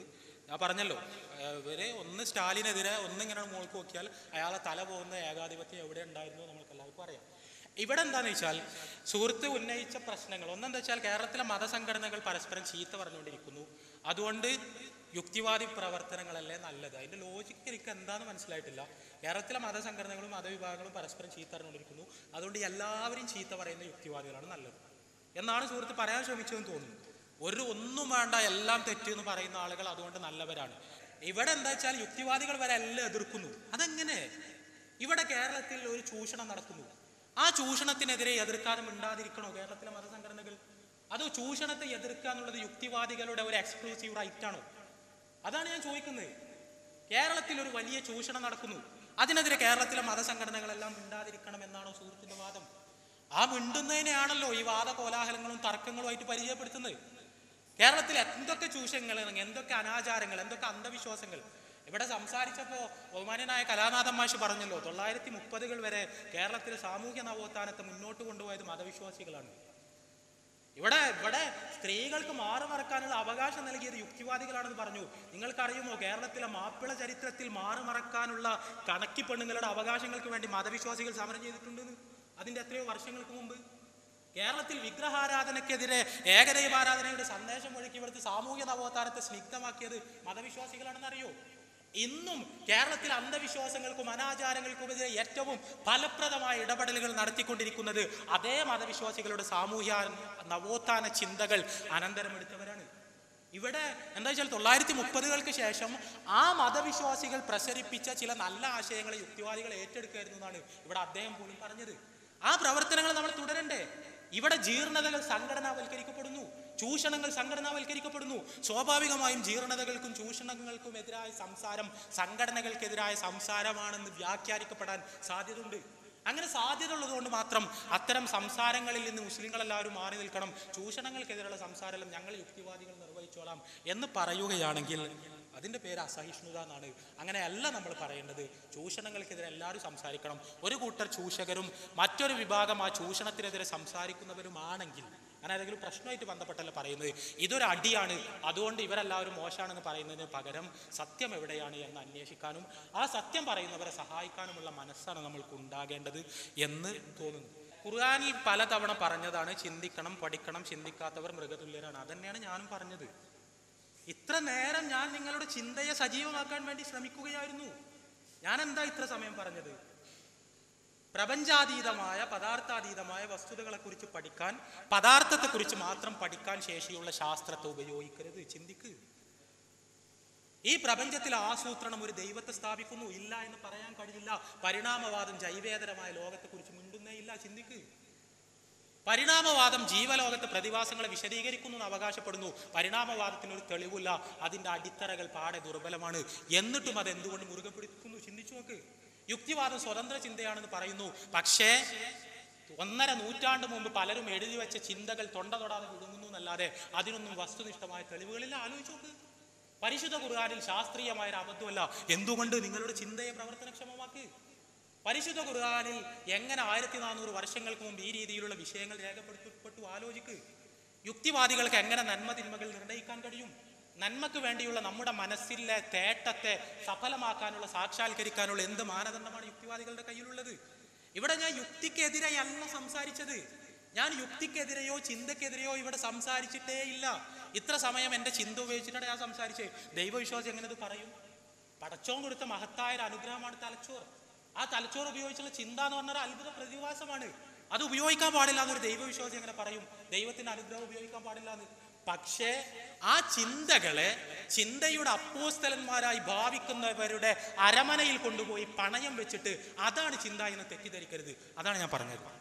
ഈ പറയപ്പെട്ട വസ്തുതകളെ കുറിച്ച് വസ്തുനിഷ്ഠമായി, കാര്യവാദ പ്രസക്തമായി നിങ്ങൾ ആലോചിക്ക്, ചിന്തിക്ക്, പഠിക്ക്. ഖുർആൻ പറഞ്ഞതുപോലെ തന്നെ ചിന്തിക്കാത്തവർ ഉലായിക കൽ അൻആം, അവർ നാൽക്കാലികളെ പോലെയാണ്.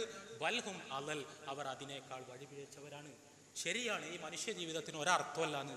അതാണല്ലോ നമ്മൾ പറയുന്നത്. മനുഷ്യ ജീവിതത്തിന് ഒരർത്ഥമല്ല, ഒരു തുടക്കമല്ല, ഒരു ലക്ഷ്യമല്ല, ഒരു ധാർമ്മികതയില്ല, ഒന്നുമില്ല. ജന്തു സമാനമായ ജീവിതം, ആ മൃഗസമാനമായ ജീവിതം തെരഞ്ഞെടുക്കുന്നത് തീർച്ചയായും ഈ ചിന്തയിൽ നിന്ന് ഒളിച്ചോടി മൃഗങ്ങളാവൽ തന്നെയാണ്. അങ്ങനെയല്ല നമ്മൾ ആവേണ്ടത്. പിന്നെ മുഹമ്മദ് നബിനോട് ഒരാൾ വന്ന് ചോദിച്ചു, നിസ്കരിക്കാത്തവരും നോമ്പ് ഒരുക്കാത്തവരും സ്വർഗത്ത് പോകുമെന്ന് ചോദിച്ചു. അതെ അതെ അതെ എന്ന് പറഞ്ഞു. എനിക്കറിഞ്ഞൂടാ എവിടെയാണ് റസൂലുള്ളാഹി സ്വല്ലല്ലാഹി അലൈഹി വസല്ലം അത്തരം ഒരാശയം പഠിപ്പിച്ചത്. ഇവിടെ ഞാൻ നേരത്തെ പറഞ്ഞ ചരിത്രപരമായ സത്യസന്ധതയുടെ പ്രശ്നം ഉത്ഭവിക്കുകയാണ്. ഒന്നെന്താ വെച്ചാൽ, മുഹമ്മദ് നബി പറയാത്തത് പറഞ്ഞുവെന്നോ പറഞ്ഞത് പറഞ്ഞിട്ടില്ല എന്നോ പറഞ്ഞതിൻ്റെ അർത്ഥം അതാകരുതായിരുന്നോ എന്നോ ഒന്നും നമ്മൾ പറയരുത്. കാരണം അത് സംഭവിച്ചു കഴിഞ്ഞതാണ്. മുഹമ്മദ് നബി പറയാനുള്ളതൊക്കെ പറഞ്ഞു. അദ്ദേഹം കുറേ കാര്യങ്ങൾ പറഞ്ഞില്ല. അദ്ദേഹം കുറേ കാര്യങ്ങൾ അർത്ഥങ്ങൾ ഉദ്ദേശിച്ചു. അതിനി നമ്മൾ ഇവിടെ ഇരുന്നിട്ട് ഈ ഒരു വർത്തമാനത്തിൽ നിന്നിട്ട് ആ ഭൂതകാലത്തിലെ കാര്യങ്ങൾ മാറ്റാൻ നമുക്ക് പറ്റൂല. ഇവിടെ ആരോ മുഹമ്മദ് നബി ഇങ്ങനെ ഒരു ആശയം പഠിപ്പിച്ചു എന്ന് പറഞ്ഞതിൻ്റെ പേരിൽ മാത്രം അത് ശരിയാകൂല. അത് പറഞ്ഞു എന്നുള്ളതിന് കൃത്യമായ തെളിവാണ്. ഹദീസ് എന്ന് പറഞ്ഞാൽ നബി പറഞ്ഞു എന്ന് ആരെങ്കിലും പറഞ്ഞതുകൊണ്ട് നമ്മൾ സ്വീകരിക്കണം എന്നല്ല. അത് നബി പറഞ്ഞു എന്ന് ഉറപ്പുവരുത്താനുള്ള കൃത്യമായ മാർഗങ്ങളുണ്ട്. ആ മാർഗങ്ങളിലൂടെ പോയി അത് ഉറപ്പുവരുത്തുമ്പോൾ മാത്രമേ അത് സ്വീകരിക്കപ്പെടൂ എന്നാണ് സൂചിപ്പിക്കാനുള്ളത്. നമ്മുടെ ചർച്ച ഇവിടെ അവസാനിപ്പിക്കുകയാണ്. ഈ രീതിയിലുള്ള ചർച്ചകൾ ഇനിയും നടക്കട്ടെ എന്ന് ആശംസിച്ചുകൊണ്ട് നമ്മുടെ കേരളീയ സമൂഹം ഒരു അടഞ്ഞ സമൂഹമായി, കമ്പാർട്ട്മെൻ്റലൈസ്ഡായി നമ്മൾ മുഴുവൻ നമ്മുടെ സംസാരങ്ങൾ മാത്രം കേൾക്കുന്ന അവസ്ഥയിൽ നിന്ന് മാറി പരസ്പരം ആശയങ്ങൾ കൈമാറുകയും സംവദിക്കുകയും ശരി എവിടെയാണ് എന്ന് അന്വേഷിക്കുകയും ചെയ്യുന്നൊരു നിലവാരത്തിലേക്ക് നാം വളരട്ടെ എന്ന് പ്രാർത്ഥിച്ചുകൊണ്ട് നിർത്തുന്നു. അസ്സലാമു അലൈക്കും. സുദീർഘമായ 2 മണിക്കൂറും 45 മിനിറ്റും സശ്രദ്ധം കേൾക്കുകയും ഇതിൽ പങ്കുകൊള്ളുകയും ചെയ്ത എല്ലാവർക്കും നന്ദി. ഇനിയും നമുക്ക് ഇത്തരത്തിലുള്ള ചർച്ചകൾ സംഘടിപ്പിക്കാം. ഇത്തരം യുക്തിമതമുള്ള ആളുകളുമായും ചേകനൂരിയൻ ആശയമുള്ള ആളുകളുമായും നമുക്ക് സംവാദങ്ങൾ സംഘടിപ്പിക്കാൻ ഞങ്ങൾ തയ്യാറാണ്. ഞങ്ങൾക്കുള്ള ഊർജം ഞങ്ങളുടെ വിശ്വാസം മാത്രമാണ്. അതുതന്നെയാണ് ഞങ്ങളുടെ ഊർജം എന്ന് പ്രഖ്യാപിച്ചുകൊണ്ട് ഞങ്ങൾ അവരെ ഈ സംവാദങ്ങളിലേക്ക് ഇനിയും സ്വാഗതം ചെയ്യുകയാണ്. ഇവിടെ പങ്കെടുത്ത എല്ലാവർക്കും നന്ദി.